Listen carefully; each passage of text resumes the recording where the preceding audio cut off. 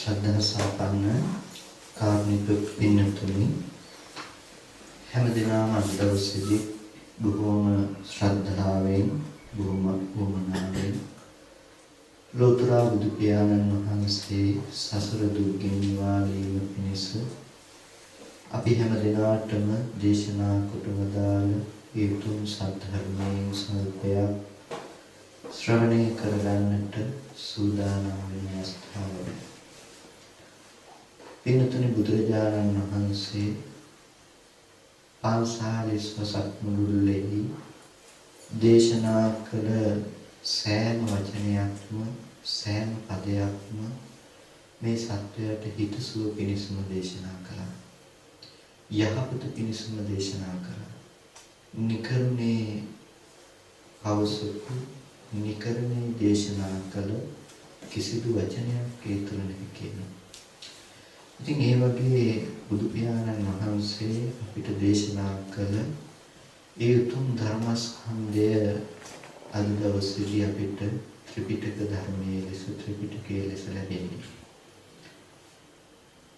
අපි හැමෝටම පිරිනිවියා වූ ශාස්ත්‍රඥ වහන්සේ ඇති නිසා අද ශාස්ත්‍රීය අර්ථය සිද්ධ කරන්නේ ශාස්ත්‍රඥ වහන්සේගෙන් විය යුතු දේ සිද්ධ කරන්නේ මේ ත්‍රිපිටක ධර්මයේ.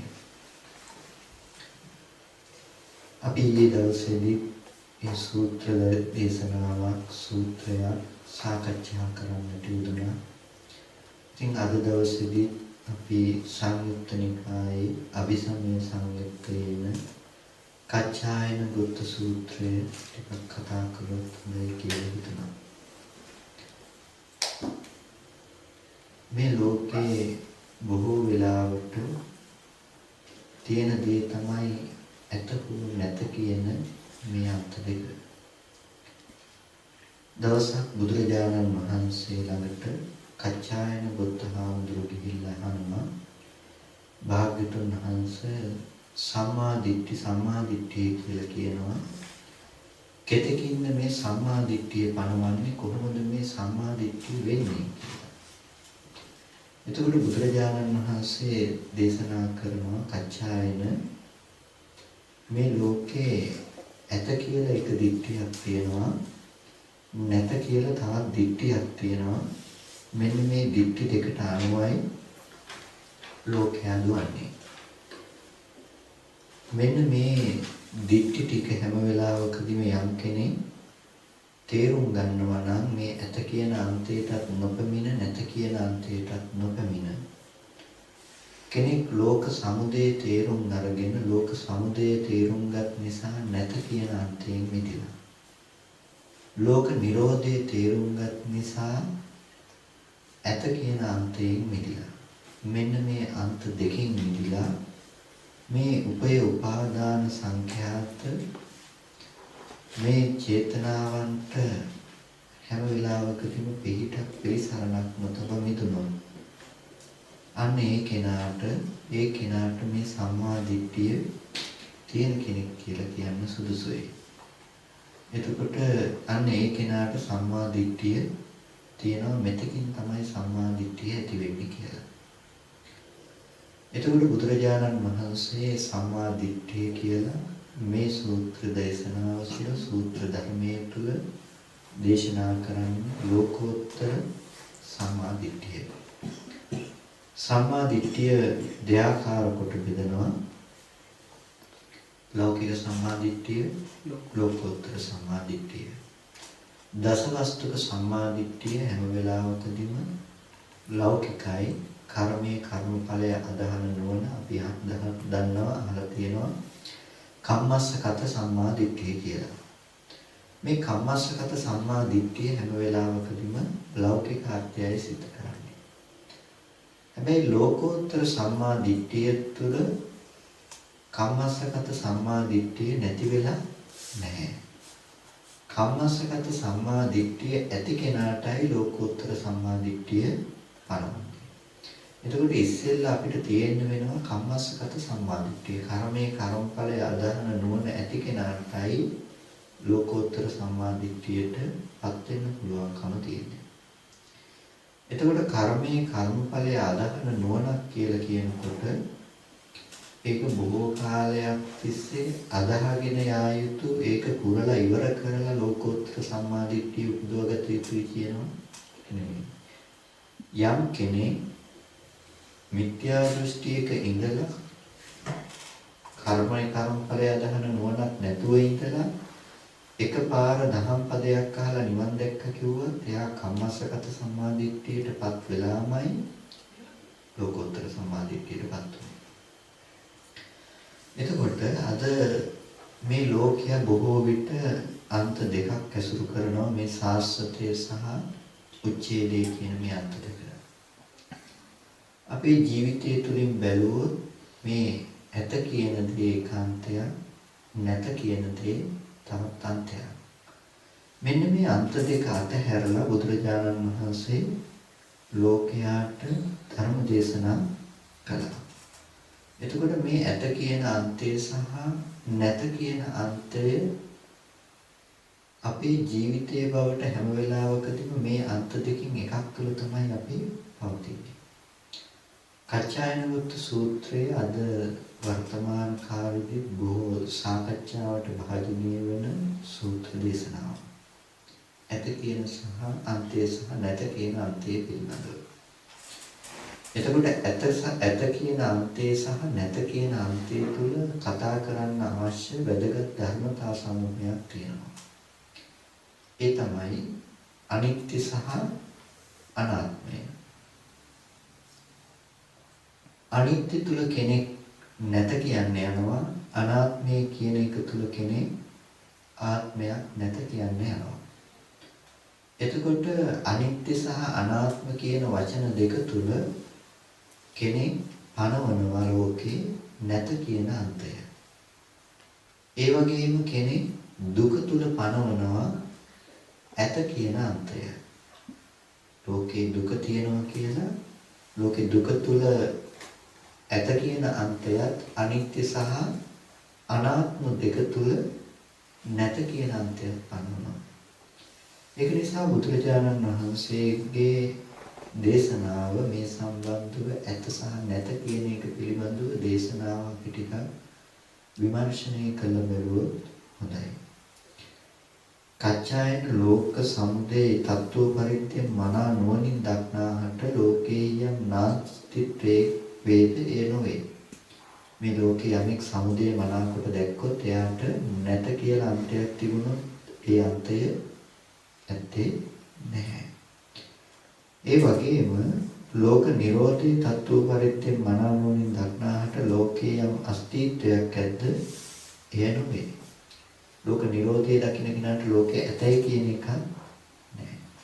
කච්චායන මේ ලෝකයා තෘෂ්ණා දෘෂ්ටි වල උපය උපාදාන අභිනිවේෂණයන්ගෙන් බැඳුනේ සිට පිහිටන තැන්වෝ උපය උපාදාන සංඛ්‍යාත තෘෂ්ණා දෘෂ්ටි වලට බෙහෙවින් නොපැමිණි. එතකොට හැම වෙලාවකදීම මේ ලෝකයා මේ තෘෂ්ණා දෘෂ්ටි සංඛ්‍යාත උපය උපාදාන අභිනිවේෂණයන්ගෙන් බැඳුනේ.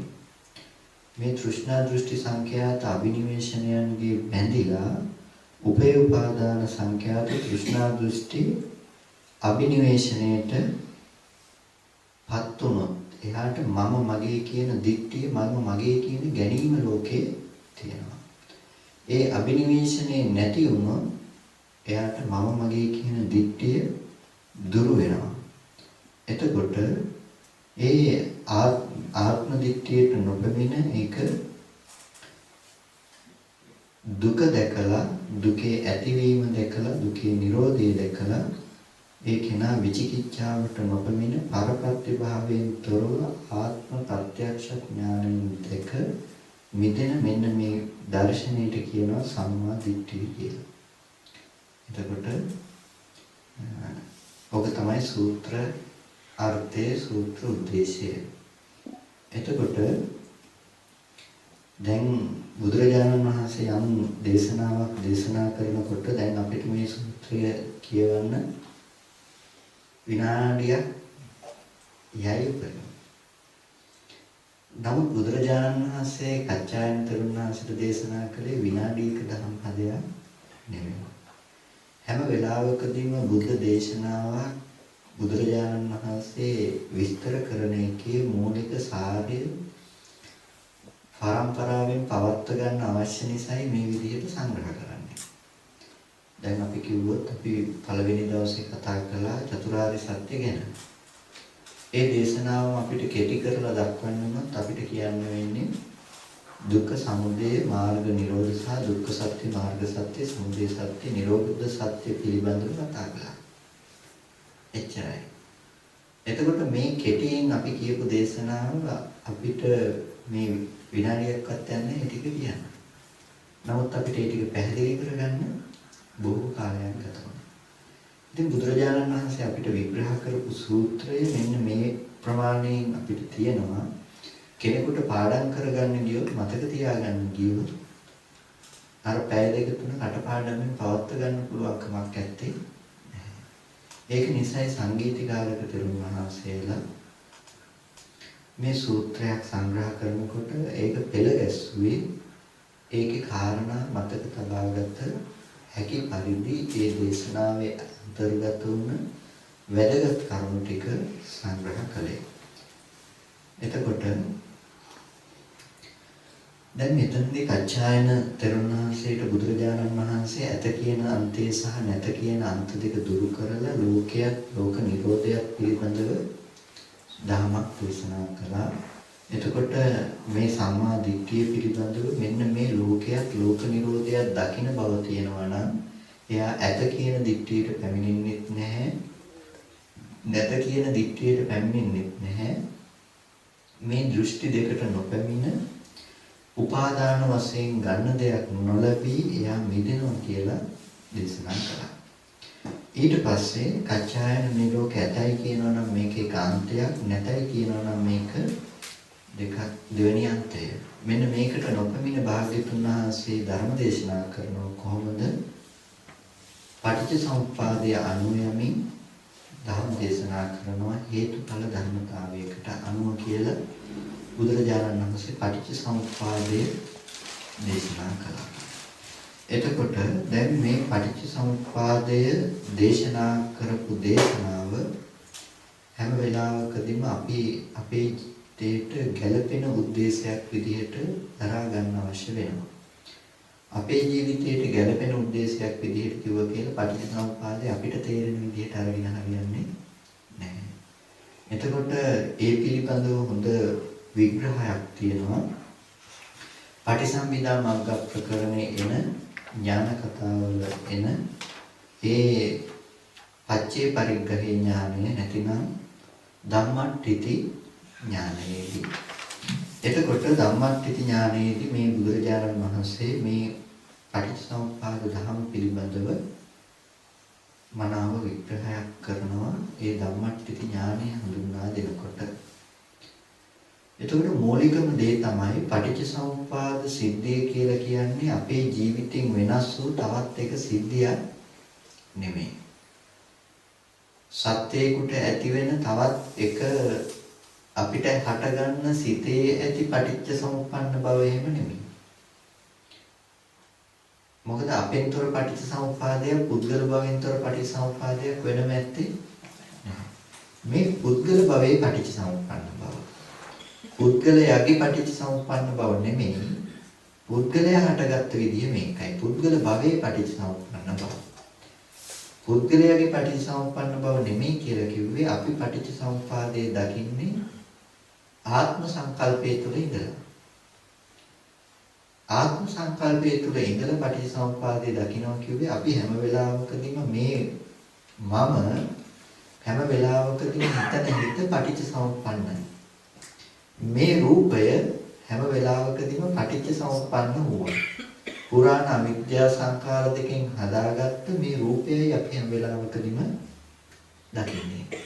එතකොට දැන් මේ පටිච්චසමුප්පන්නේ අපි දකින්නේ පුද්ගල භාවයෙන් හැටියට නැතිනම් දකින්න කෙනා වෙනම ඉඳලා පටිච්චසමුප්පාදයේ සිද්ධිය වෙනම දැකලා තියෙනවා. නමුත් බුදුරජාණන් වහන්සේ පටිච්චසමුප්පාදය දේශනා කළේ අපේ ජීවිතයේ වෙන තැනින් අපේ ජීවිතය පනවන තැනින්. මේ විදිහට අපි සංග්‍රහ කළා පටිච්චසමුප්පාදේ අපි අවිද්‍යාව පත්‍ය සංඛාරා සංඛාර පත්‍ය විඥානම් කියලා අපි දන්න කොටස් ටික තියෙනවා අංග 12 මේ විදිහට එන. එතකොට මේ පටිච්චසමුප්පාදේම 20 ආකාරයකට බෙදලා වෙනම දක්වනවා. මෙන්න මේ විදිහට බෙදලා වෙනම දක්වනවා.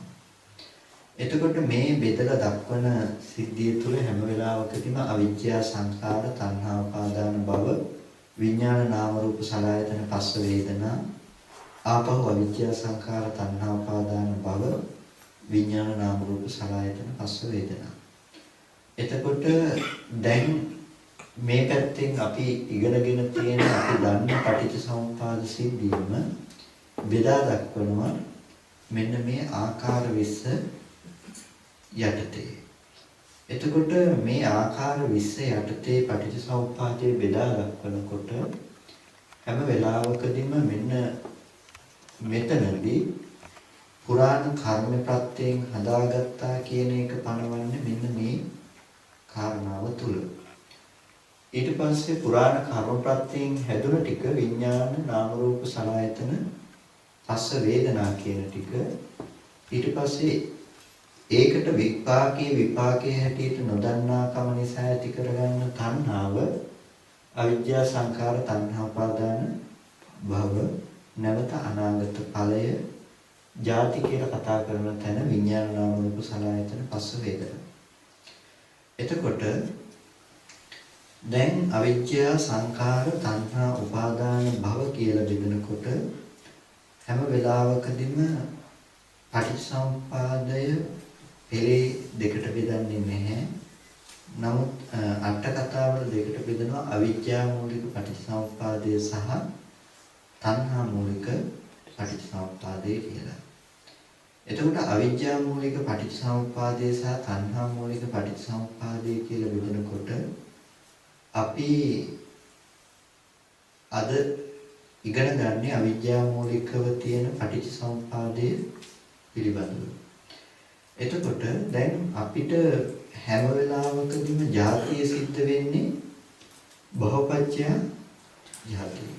භවපච්චය ජාති කියන තැන හැම වෙලාවකදීම මෙතන තණ්හා ප්‍රත්‍යයෙන් හදාගත්තු උපාදාන භව කියන ටික විතරයි තියෙන්නේ. තණ්හාවට හේතුුනේ මොකෙන්ද කියන එක හැම වෙලාවකදීම පෙන්වන්නේ නැහැ. ඒක නිසා තමයි මෙතනදී අපි අවිජ්ජා සංඛාර කියන ටික දාගත යුත්තේ ආකාර 20ක් දාගන්නකොට නිකම්ම නෙමෙයි තණ්හාව හැදුනේ අවිද්‍යාව සහ සංඛාරය සමග. එතකොට දැන් මුලට ගියොත් අපි මුදුන්නෙම අපි අවිජ්ජා සංඛාර තණ්හා උපාදාන භව කියලා කතා කරනකොට හැම වෙලාවකදීම එතන අවිද්‍යා සංඛාර කියන දෙක මූලිකත්වයේ ගන්නවා. හැම වෙලාවකදීම මේ භවයකට නැවත පමුණවන්න. නමුත් අපි උපදින්නේ තණ්හාව නිසාද අවිද්‍යාව නිසාද?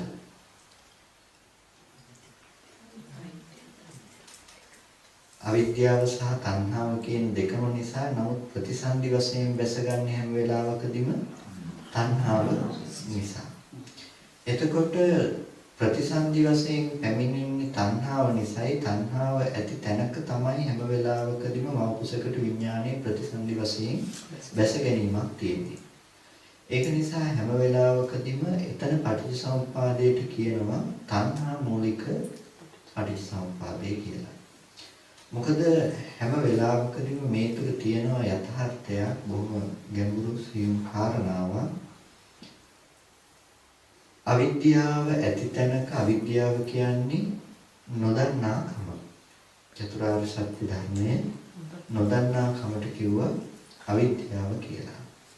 එතකොට මේ නොදන්නාකම නිසා අපි සංඛාරය සකස් කරගෙන මේ සංඛාරයට හැම වෙලාවකදීම සංඛාරයේ ඇති තැනක තණ්හා උපාදාන දෙක ඊට පස්සේ හදාගෙන තියෙනවා. නමුත් මේ සිද්ධිය තුළ අපි වර්තමානයේ අපේ ජීවිතය තුළ මේ සිද්ධිය කතා කළොත් අපි ඇහැට රූපයක් ගැටෙනකොට ඇහැට රූපේ ගැටෙන තැනදී හැම වෙලාවකදීම අපි දැනගත්තේ අපේ මනස තුළ ඇති ලක්ෂණය කියන බව අපි කතා කළා. රූපේ දැනගන්න පුළුවන් කමක් තිබුණේ නැහැ. අපි හැම වෙලාවකදීම දැනගත්තේ අතීත සංඛාර නිමිත්තෙන් ගෙනල්ලා දුන්න රූපේ පිළිබඳව කියලා. එතකොට ඒකෙදි කිව්වා ඇති බවට හම්බෙන කමට කිව්වා භවය කියලා. ඇති බවට හම්බෙන කමට කිව්වා හැම වෙලාවකදීම භවය කියලා. ලෝකේ මෙහි හදාගන්න ධර්මතාවයේ ඇති බවට හම්බෙන කම හැම වෙලාවකදීම භව සංඥාව. එතකොට භවයේ දෙආකාර කොට බෙදනවා කර්ම භවය සහ උප්පත්ති භවය කියලා. කර්ම භවය සහ උප්පත්ති භවය කියලා බෙදනකොට කර්ම භවයේ ලක්ෂණය තමයි හැම වෙලාවකදීම විඳින්න පුළුවන් කම. උප්පත්ති භවයේ ලක්ෂණය තමයි ප්‍රතිසන්දියට පමුණවන බව. කර්ම භවය කියන එක හැම වෙලාවකදීම අපිට ලෝකෙ විඳින්න පුළුවන්කම තියෙන්නේ කර්ම භවයේ නිසායි. අපි අභිනන්දති අභිවදති අජ්ජෝසාය තිට්ඨති කියලා යම් ටිකක් කතා කරා නම් ඒ අභිනන්දති අභිවදති අජ්ජෝසාය තිට්ඨති කියන එක අපි ඒකේ සතුටු වෙන ಗುಣ කියන බැසගෙන සිටින යම් රූපයක්, ශබ්දයක්, ගන්ධයක්, රසයක්, ස්පර්ශයක් ලෝකේ තියෙනවා. ඇහැට රූපේ පෙනෙන තැන අපිට යම් සුවක් සොම්නසක් උපදිනවා නම් මේ සුව සහ සොම්නස කියන එක හැම වෙලාවකදීම මේ සතුට මේ විඳිනකම කර්ම භවයට අදාළ සිද්ධියක්. මේක කර්ම භවය. මේ කර්ම භවය සහ උප්පත්ති භවය කියනකොට උප්පත්ති භවයේ ලක්ෂණය තමයි හැම වෙලාවකදීම හේතුව හදන කම හැම වෙලාවකදීම ඇති බවට තියෙනකොට ප්‍රතිසන්දි හේතුවක් හදන්න උප්පත්තියේ මූල කාරණාවක් ගෙනල්ලා දෙන්න පුළුවන් ගතිය තියෙනවා. කෙනෙක් තණ්හා කරන්නේ හැම වෙලාවකදීම කර්ම භවයටයි. හැබැයි එයාට ලැබෙන්නේ උප්පත්ති භවයයි ඉතුරු කරන්නේ. එතකොට අපි හැම වෙලාවකදීම කර්මයේ සිද්ධ කරන කර්මය තමයි ඇති බව තුල සතුටු වෙනකම. පුද්ගලයේ ඇති බව තුල අපි අම්මා කියලා උපද්දගත් රූපායතනය තුල සතුටු වෙන ගතියක් තියෙනවා නම් ඒ තුල අභිනන්දති අභිවදති ගුණ කියන බවක් දැස ගන්න බවක් තියෙනවා නම් මේක හැම වෙලාවකදීම කර්ම භවයයි. හැබැයි ඒකේ උප්පත්ති භවයේ තියෙනවා හැම වෙලාවකදීම ගෙනල්ලා දෙන්න පුළුවන්කම ප්‍රතිසන්දි වශයෙන් විපාකයක් ගෙනත් දෙන්න පුළුවන්කම තියෙනවා. එතකොට ඔකදී ස්වාමීන් වහන්සේ අර පැහැදිලි කරපු උදාහරණය අහලාදී අඹ කන විදිය ගැන. එතකොට අඹ ඇටයක් නිසා යම් හේතු ටිකක් හැදුනා නම් එතකොට අඹ ඇටය නිසා හැදුණු ගහ හැම වෙලාවකදීම වර්තමාන විපාකයයි අඹ ඇටය හේතුව බවට පත් වුණා. අඹ ඇටේ හේතු කරගෙන හැදුණු අඹ ගහේ හැදෙන්නේ අඹ ඇටයක් නෙමෙයි. නැවත හැදෙන්නේ අඹ ගෙඩියක්. එතකොට අඹ ගෙඩිය තුලයි තිබුණේ නැවත ගහක් හදන්න පුළුවන් බීජමය ස්වභාවය. අඹ ගහේ හැදුනේ අඹ ඇටයක් වුණොත් ලෝකේ අඹ කියන දේ හැදෙන්නේ නැතුව. ඇයි අඹ ගහේ හැදුනේ අඹ ඇටයක් වුණොත් ලෝකයේ අඹ කියලා දෙයක් නැවත හදයි. විඳින්න දෙයක් නැත්තම් ලෝකයට ඒක වටින්නේ නැහැ. ඒක නිසා ගෙඩියක කන්න දෙයක් නැත්තම් බීජය විතර නම් තියෙන්නේ ඒක ලෝකයට වැදගත් වෙන්නේ නැහැ. ඒ වගේ හැම වෙලාවකදීම අපිට බීජය කියන තැන විතරක් නෙමෙයි අපිට ගෙනල්ලා දෙන්නේ හැම වෙලාවකදීම විඳින්න පුළුවන් සත්ව පුද්ගල බවත් එක්කයි ගෙනල්ලා දෙන්නේ. අපිට අද අඹ කන්න පුළුවන්කම තියෙනවා හොඳට සත්ව පුද්ගල බව විඳින්න පුළුවන්කම තියෙනවා අපි මේ ලෝකේ විඳිනවා වගේ. අම්මා තාත්තා ගෙවල් දොරවල් යාන වාහන කියලා ඇති බවට හදාගෙන ඇති බවට විඳින ලෝකය හැම වෙලාවකදීම මේ අඹ කන සිද්ධිය වගේ. එතකොට මේ අපි කන්නේ අඹයි. නමුත් මේ කන අඹ කෑම තුල නැවත ඉදිරියට අඹ ගහක් හදන්න පුළුවන් හේතුව තියෙනවා. අඹ ඇටයක් තියෙනවා. එතකොට මේ අඹ ඇටේ කියන සිද්ධියට කිව්වා කර්මය නැතිනම් හැම වෙලාවකදීම උප්පත්ති භවය එතන තියෙනවා. එතකොට කර්ම භවයෙන් නිසා හැම වෙලාවකදීම භවයේ දෙආකාරයි කර්ම භවය නිසා උප්පත්ති භවය. එතකොට භවයේ දෙආකාර භවයේ නිසයි භව නිරෝධයේ පනවලා මේ දෙආකාර නිරෝධයකුත් පනවන්නේ. සෝපරිශේෂ නිබ්බාන සහ අනුපරිශේෂ පරිනිබ්බාන ලෙස. සෝපරිශේෂ නිබ්බානයේදී අපිට පුළුවන්කම තියෙනවා කර්ම භවයේ අනුව සකස් කරගත්ත ඒ සකස් කරගන්න අනාගත ජාතිය නැති කරගන්න. හැබැයි උප්පත්ති භවයේ පැත්තෙන් හදාගත්ත මේ පුරාණ කර්මපත්තෙන් හදාගත්ත ස්කන්ධ ටික නැති කරන්න පුළුවන් කමක් එතන නැත්තේ නෑ. එතකොට ස්කන්ධ ටික හැම වෙලාවකදීම පුද්ගලයා වුණේ නැහැ. ස්කන්ධ ටික පුද්ගලයා වුණා නම් පුද්ගල බව කවදාවත් දුරු කරන්න හම්බෙන්නේ නැහැ. ස්කන්ධ ටික පුද්ගලයා වුණා නම් පුද්ගල බව කවදාවත් දුරු කරන්න උනේ නැහැ. හැබැයි ස්කන්ධ ටිකක් ඇති තැනක පුද්ගල භාවය හදාගත්තේ අපි තුල. පුද්ගල භාවය හදාගත්ත තැනයි අපිට වැරදුනේ. නැතිනම් අඹ කාපු තැනයි අපිට වැරදුනේ. අඹ කාපු තැන ඇටේ ඉතුරු වෙන විදිහට අඹ කාපු එකයි ප්‍රශ්නේ උනේ. හැම වෙලාවකදීම ස්කන්ධ ටිකක් ඇති තැනක ස්කන්ධ ටික විඳේ ස්කන්ධ ටිකක් විදිහට නෙමෙයි අපි ස්කන්ධ ටික විඳේ කර්ම භවයේ සකස් කර ගැනීම තුළ හැම වෙලාවකදීම පුද්ගල භාවයේ තුල ඉඳලායි විඳින්නේ. එතකොට ඒ විඳපු පුද්ගල භව තුළ හැම වෙලාවකදීම අපිට ඇති වුණ ධර්මතාව ටික තමයි ලෝකේ සතර මහා ධාතු පැත්තට රූපේ ඇති බවට හම්බුණ කම. වේදනා සංඥා සංඛාර විඥානයන් ඇති බවට හම්බුණ කම. එක්ක රූපේ ඇති බවට හම්බ වෙනවා නැත්නම් හිත ඇති බවට හම්බ වෙනවා. දෙකෙන් එක තැනක ඇති බවට හම්බෙන කම. එතකොට දැන් අඹ කන්න ගිහිල්ලා අපිට අන්තිමේටම ඇති බව තුල ඉඳලා තමයි ලෝකයට අඹ කන්න පුළුවන්කම තියෙන්නේ. කෙනෙක් අඹ නොකා ඉන්න යනකොට එයාට නැති බව තුල ඉඳලා අඹ නොකා ඉන්න පුළුවන් බව තියෙනවා. ඇත නැති අන්ත දෙක තුල ඉඳලා හැම වෙලාවකදීම ලෝකයා අඹ කෑම සහ නොකෑම කරනවා. එතකොට බුදුරජාණන් වහන්සේ අපිට පෙන්වුවා හැම වෙලාවකදීම මෙන්න මේ පටිච්චසමුප්පාද සිද්ධිය තුළ බොහොම වටිනා කාරණාවක් දුකේ සමුදයත් නැතිනම් ලෝකේ සමුදයත් ලෝකේ නිරෝධයත් දුකේ සමුදයත් දුකේ නිරෝධයත් කියන කාරණාව පිළිබඳව. එතකොට ප්‍රතිසන්දියට එන කාරණාව තුළ හැම වෙලාවකදීම භවයට තණ්හා කරලා තණ්හා කරපු නිසා ජාතියට එනකමයි තිබුණේ. දැන් අපි කතා කරන්නේ මෙතනදී හැම වෙලාවකදීම තණ්හා උපාදාන භව. මෙතනක් තියෙන්නේ තණ්හා උපාදාන භව. නමුත් තණ්හා උපාදාන භව වුණාට තණ්හා කරලා උපාදාන කරගෙන භවය හදාගත්ත කාරණේ නෙමෙයි.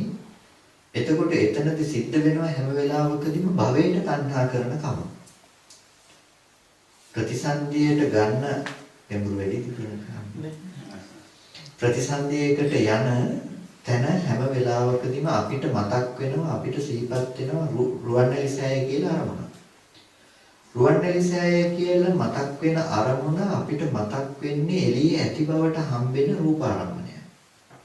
එළියේ ඇති බවට හම්බෙන මේ ආරම්මණය හැම වෙලාවකදීම මේ දෙආකාර භවයේ නියෝජනය කරලා තියෙනවා. කර්ම භවයේ සහ උපපත්ති භවයේ. කර්ම භවයේ හැම වෙලාවකදීම රුවන්වැලිසෑය විඳින්න පුළුවන්කම අපිට තියෙනවා. සතුටු වෙන අරමුණක් තුළ අභිනන්දති අභිවදති අජ්ජෝසාය තිට්ඨති කියුව විදිහට අපිට පුළුවන්කම තියෙනවා රුවන්වැලිසෑය තුළ සතුටු වෙන්න. කොහේ තියෙන රුවන්වැලිසෑය තුළද අපි සතුටු වෙන්නේ? එළියේ තියෙන රුවන්වැලිසෑය පිළිබඳව බාහිර තියෙන රුවන්වැලිසෑයත් එක්කයි අපි සතුටු වෙන්නේ. එතකොට එතන තිබුණ බීජමය ස්වභාවයක් ඉස්සරහට රුවන්වැලිසෑයේ එළියේ ඇති රුවන්වැලිසෑයේ විඳින්න පුළුවන් විදිහේ ස්කන්ධ ටිකක් ඇති කරන්න පුළුවන් බීජමය ගතියක් තිබුණා. උප්පත්තියක් ගෙනත් දෙන්න පුළුවන්කම තිබුණා. ඒක නිසා අපි තණ්හා කළේ රුවන්වැලිසෑයටයි කියලා කිව්වට අපි තණ්හා කළේ ඇති බවට. අපි තණ්හා කළේ ඇති බවට. රුවන්වැලිසෑයට කියන දේ වැරදි ටිකනේ. තේරුණා? රුවන්වැලිසෑය කියන එක අපි උපද්දගත්ත වැරදි තැන. රුවන්වැලිසෑය කියන එක සම්පූර්ණම පියර සටහනේ මෙතන මිනිස්සෙක් හිටපු තැන උපද්දගත්ත දේ. එතකොට ඒ ටික කපන්න වෙනවා එළිය කියලා හිටපු තැන අර අනිත් සිද්ධිය තුල කපන්න වෙනවා. අර ඒක කපපු තැනින් කපන්න වෙනවා. පංච පාදානස්කන්ධය කියලා කොටු කරලා තිබුණ තැනින් එළියට මෙහෙ පෙන්නන ටික කපලා අයින් කරනකොට මෙහෙ රුවන්වැලිසෑය හදාගත්ත ටිකනේ තියෙන්නේ. ඒකට සංස්කාර සහ මනෝ විඥාන කියලා අන්තිමේටම තිබුණ තැන. එතකොට දැන් රුවන්වැලිසෑය මෙහෙ හදාගත්ත ටික අපි එළිය කියලා දකින රුවන්වැලිසෑය කියන සිද්ධිය වැරදි ටිකනේ. ඒ ටික අයින් කරාට පස්සේ දැන් අපිට භවයේ තමයි නියෝජනය කළේ ඇති බව රුවන්වැලිසෑය කියන නිමිත්ත මනෝ සංපස්සයෙන් හටගත්ත චේතනාව. මේ චේතනාව කියන තැන රුවන්වැලිසෑය තිබුණේ නැහැ. චේතනාව රුවන්වැලිසෑය උනේ නැහැ. එතකොට දැන් චේතනාව තුල තිබුණේ වුණාට මේ ටිකෙන් නියෝජනය කළේ එළිය ඇති බවට හම්බෙන කම. එළිය ඇති බවට හම්බෙන කම නිසායි අපි ඒකට කැමති උනේ. එළිය ඇති බවට හම්බෙන කම නිසායි ඒකට කැමති උනේ. ඒ කැමති වුණ නිසායි එතනට ප්‍රතිසන්දි වශයෙන් යන්න පුළුවන් වෙන්නේ. ඕනම රූපයක කැමති ඇති බවට හම්බෙන කමටයි කැමති වෙන්නේ. කැමති වෙන නිසායි යන්නේ. එතකොට භවයට තණ්හා කරලා තණ්හා ප්‍රත්‍යයෙන්ුයි අපි උප්පත්ති ප්‍රතිසන්දිය හදාගන්නේ. එතකොට උපාදාන තණ්හාපච්චය උපාදාන උපාදානපච්චය භව වුණාට අපි භවයට තණ්හා කරලා තණ්හාව නිසා ප්‍රතිසන්දියකට යනවා. අවිද්‍යා නීවරණාන තණ්හා සංයෝජනාන සත්තාන සන්දහවිතං සංසරිතං.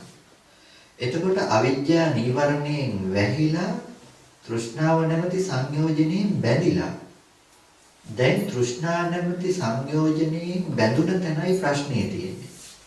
එතකොට භවපච්චය ජාති කියලා කියන තැන භවපච්චය ජාතිය හදාගන්න ප්‍රධානම හේතුව උනේ භවයට ඇති තණ්හාව නිසායි. භවයට ඇති කැමැත්ත නිසායි. භවයේ පිරිසිඳ නොදැක්කකම හා භවයට ඇති වුණ කැමැත්ත. එතකොට භවයට ඇති වුණ කැමැත්ත කියන එක ගත්තට දැන් කර්මයේ තුල කර්ම භවයේ තුල මේ විදිහේ පැනවීමකුයි පනවන්න වෙන්නේ. කාරණා දෙකක් මේ කතා කරන්නේ. තණ්හාපච්චය උපාදාන උපාදානපච්චය භව කියලා දැන් භවයේ තියෙන භවපච්චය ජාති. එහෙමනේ අපිට පටිච්චසමුප්පාදේ එන්නේ. එතකොට භවයේ නිසා ජාතිය. එතකොට නමුත් තණ්හාපච්චය උපාදාන උපාදානපච්චය භව කියලා. එතකොට තණ්හාව කියන තැන කලින් ඇති වෙලා තියෙනවා. දැන් භවයේ කියන තැන පස්සේ නියෝජනයක් කරලා තියෙනවා. දැන් මේ කතා කරන්නේ භවයට නැවත තණ්හා කරන කම. එතකොට භවයට තණ්හා කරලා භවයට තණ්හා කරපු නිසයි හැම වෙලාවකදීම නැවත උප්පත්තියකට ප්‍රතිසන්දියකට යන්න පුළුවන්කම තියෙන්නේ. එතකොට ඒක නිසා කියනවා ඒකට හැම වෙලාවකදීම තණ්හා මූලිකයි පටිච්චසමුප්පාදේ කියලා. ඒක හදාගෙන මව් කුසකට ප්‍රතිසන්දි වශයෙන් ගියේ තණ්හාව නිසා මිසක අවිද්‍යාව නිසා නෙමෙයි. හැබැයි ප්‍රවෘත්ති විපාකය හැම වෙලාවකදීම මේ ප්‍රවෘත්තිය හදාගන්නේ මේ කර්ම භවයේ සකස් කරගන්නේ අවිද්‍යාවත්. එතකොට මේ රවුම දැන් අරගෙන යන්නේ ප්‍රතිසන්දි වශයෙන් ගියපු කෙනා එතන ඉඳලා අරගෙන යන්නේ අවිද්‍යාව මූලික පටිච්චසමුප්පාදේ. එතෙන්ට මෙහා ප්‍රතිසන්දිය පිණිස ගියේ තණ්හා මූලිකව ගියපු තැනක හැම වෙලාවකදීම මේ ප්‍රවෘත්තිය නැවත මේ චක්‍රේ කරකගෙන යන්නේ අවිද්‍යාව මූලිකව. අවිද්‍යාව මූලිකව කරකගෙන යන නිසා තමයි අපිට පුළුවන්කම තියෙන්නේ අවිද්‍යාව දුරු කරලා මේක නැති කරන්න. එතකොට බුදුරජාණන් වහන්සේ පෙන්වුවේ සමුදය සත්‍යයයි ප්‍රහාණය කරන්න. හේතුව නැති කරන්න කිව්වේ සමුදය සත්‍යය. හැබැයි සමුදය සත්‍ය නැති කරන්න බෑ අවිද්‍යාව දුරු නොකර. ඒක නිසායි විද්‍යාව උපදව ගන්න කියලා සම්මා දිට්ඨිය වෙන්නේ මාර්ගය හැටියට. අපිට තණ්හාව නැති කරන්න නොකිය සම්මා දිට්ඨිය පෙන්වුවේ ඒකයි අවිද්‍යාව කියන අපි ප්‍රතිසන්දි වශයෙන් යන්නේ තණ්හාව නිසායි තණ්හාව නැති කළොත් විතරයි අපිට පුළුවන්කම තියෙන්නේ නූපදී ඉන්න. එතකොට නූපදී ඉන්න පුළුවන්කම තියෙන්නේ තණ්හාව නැති කරලා තණ්හාව නැති කරන්න නම් අපිට සිද්ධ වෙනවා අවිද්‍යාව නැති කරන්න. අවිද්‍යාව නැති කරන්න යනකොට තමයි සම්මා දිට්ඨිය දර්ශනීය පිරිසිදු කරගන්න වෙන්නේ. එතකොට අපිට තණ්හාවෙන් තෘෂ්ණා නැමැති වඩුව තමයි මේකේ හදන්නේ. ගහකාරක දිට්ඨෝසී ගුණගේහන්න කාසී කියලා කියන්නේ. මේ gedara හදන වඩුවව දැක්කා. තණ්හාව නැමැති මේ වඩුවව දැක්කා. එතකොට මේ gedara හදන්නේ තණ්හාව නැමැති වඩුව. එතකොට මේ තණ්හාවයි ප්‍රහාතවගේ දුරුකල යුත්තේ තණ්හාව. තණ්හාව නැති කළොත් විතරයි නැති කරන්න පුළුවන් જાතිය. අඹ ඇටේ නැති කරොත් විතරයි අනාගතයට අඹ ගහ නැති කරන්න පුළුවන්. හැබැයි ඒකට අවිද්‍යාව නැති කරන්න වෙනවා. නොදන්නාකම නැති කරන්න වෙනවා. එතකොට හැම වෙලාවකදීම දැන් සම්මා දිට්ඨිය පැනෙන්නේ හැම වෙලාවකදීම අවිද්‍යාව දුරු කරගන්න තැනට. පුරිම කම්ම භවස්මි මෝහෝ අවිජ්ජා ආයෝහනා සංඛාරා නිකාන්ති තණ්හා උපගමන උපාදාන චේතනා බහෝ මේ පංච ධම්මා පුරිම කම්ම භවස්මි ඉද පටිසන්ධිපච්චය.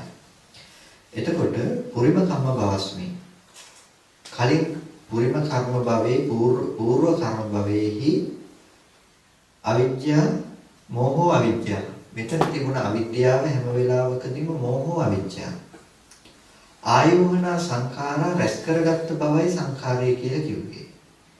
ඊට පස්සේ නිකාන්ති තණ්හා ඒකට බැස ගැනීම වශයෙන් ඇතිවෙන නිකාන්ති ක්ෂණයයි තණ්හාව කියලා කිව්වේ. ඊට පස්සේ උපගමන උපාදාන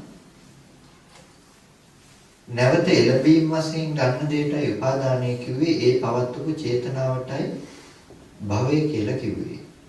එතකොට මේ ලක්ෂණ ටිකයි විස්තර කරන්නේ. එතකොට අපි දත යුතුයි භවයට තණ්හා කරලයි පැමිණී කියන කාරණාව පුරිම කම්ම භවස්මින් කියනකොට.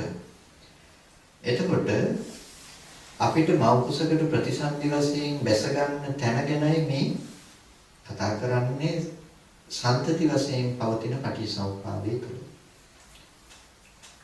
එක්ෂණික සහ සම්පති වශයෙන් දෙකට බෙදන්න වෙනවනේ. දැන් මේක පවත්වගෙන යන පටිච්චසමුප්පාද ධර්මිකුත් පේන්න වෙනවා. සම්පති වශයෙන් පවතින පටිච්චසමුප්පාදිකුත් අපිට පනවන්න වෙනවා. එතකොට සම්පති වශයෙන් පවත්වන පටිච්චසමුප්පාදය අපි කිව්වා තණ්හා මූලිකව යන දේ කියලා. මේ දැන් පවත්වන කර්ම භවය හදාගන්න මට්ටමට කිව්වා අවිජ්ජා මූලික පටිච්චසමුප්පාදය කියලා. එතකොට තණ්හා මූලිකව සහ අවිද්‍යා මූලිකව පටිච්චසමුප්පාදය මේ ඇති කරගෙන යනකොට හැම මොහොතකම අපිට තියෙනවා ඉද පටිසන්ධිපච්චය ඔක්කාන්ති නාම රූපං. මෙතන ප්‍රතිසන්ධි වශයෙන් පැමිණෙනකොට නාම රූපයගේ වැස ගැනීමක් තියෙනවා. පසාදෝ ආයතනං හැම වෙලාවකදීම ආයතන ධර්මයාගේ හට ගැනීමත් පුට්ඨෝ පස්සෝ ආයතනයන්ට ස්පර්ශණි ස්පර්ශයත් වේදිතං වේදනා ඒ ආයතනයේ විදින බව වේදනාවත් ඉමේ පංච ධම්මා ඉදුප්පත් භවස්මේ කුරේකපස කම්මස්ස පච්චය. මේ විපාක ටික මොකක් නිසාද? පෙර කරපු කර්මය නිසා හදාගත්තු විපාකය. එතකොට පෙර කරපු කර්මයෙන් නිසයි කියනකොට දැන් මේ මොහොතකට කලින් සිද්ධ කරගත්ත කර්මය. ඉද පටිසන්ධි විඥානං ඔක්කාන්ති නාම රූපං. මේ ප්‍රතිසන්ධි විඥානයෙන් නිසා ඔක්කාන්ති නාම රූපං නාම රූපයට බැස ගැනීමක් තියෙනවා.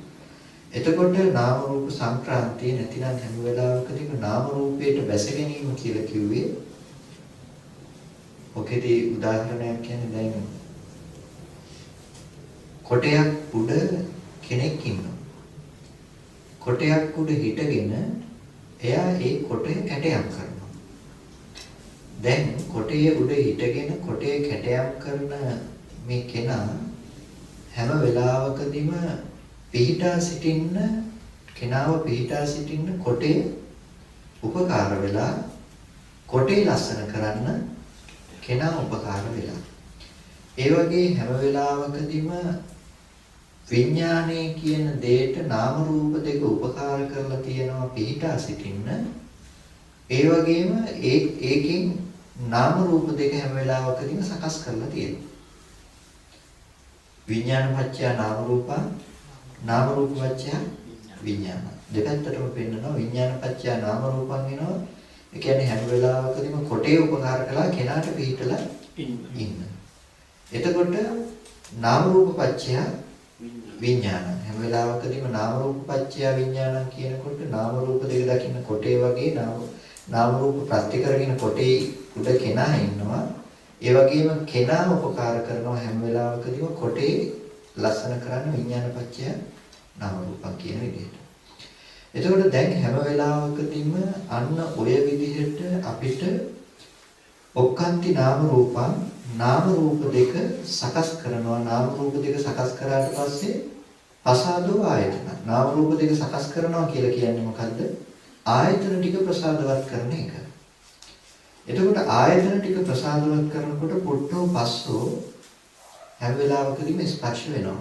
අපි අර කතා කර සටහන මතක නම් මේ විඥානය කියලා කතා කරේ විපාක විඥානය. විපාක විඥානය චක්කු විඥාන, සෝත විඥාන, ගහන විඥාන, જીවහා විඥාන අපි විඳින බවක් නැති උපේක්ෂා සහගතයි කියලා කතා කරපු විඥාන මට්ටම. එතකොට මේ විඥානය හැම වෙලාවකදීම උපේක්ෂා සහගතයි. උපේක්ෂා සහගත වෙන්නේ තාම දේ උපද්දලා නැති නිසා. මොකද්ද කියලා වස්තුව තාම කියලා දීලා නැහැ. වස්තුව උපද්දලා නැහැ. ඒක නිසා මේකට කියනවා උපේක්ෂා සහගතයි කියලා. ඒ විඥානය තුල හැම වෙලාවකදීම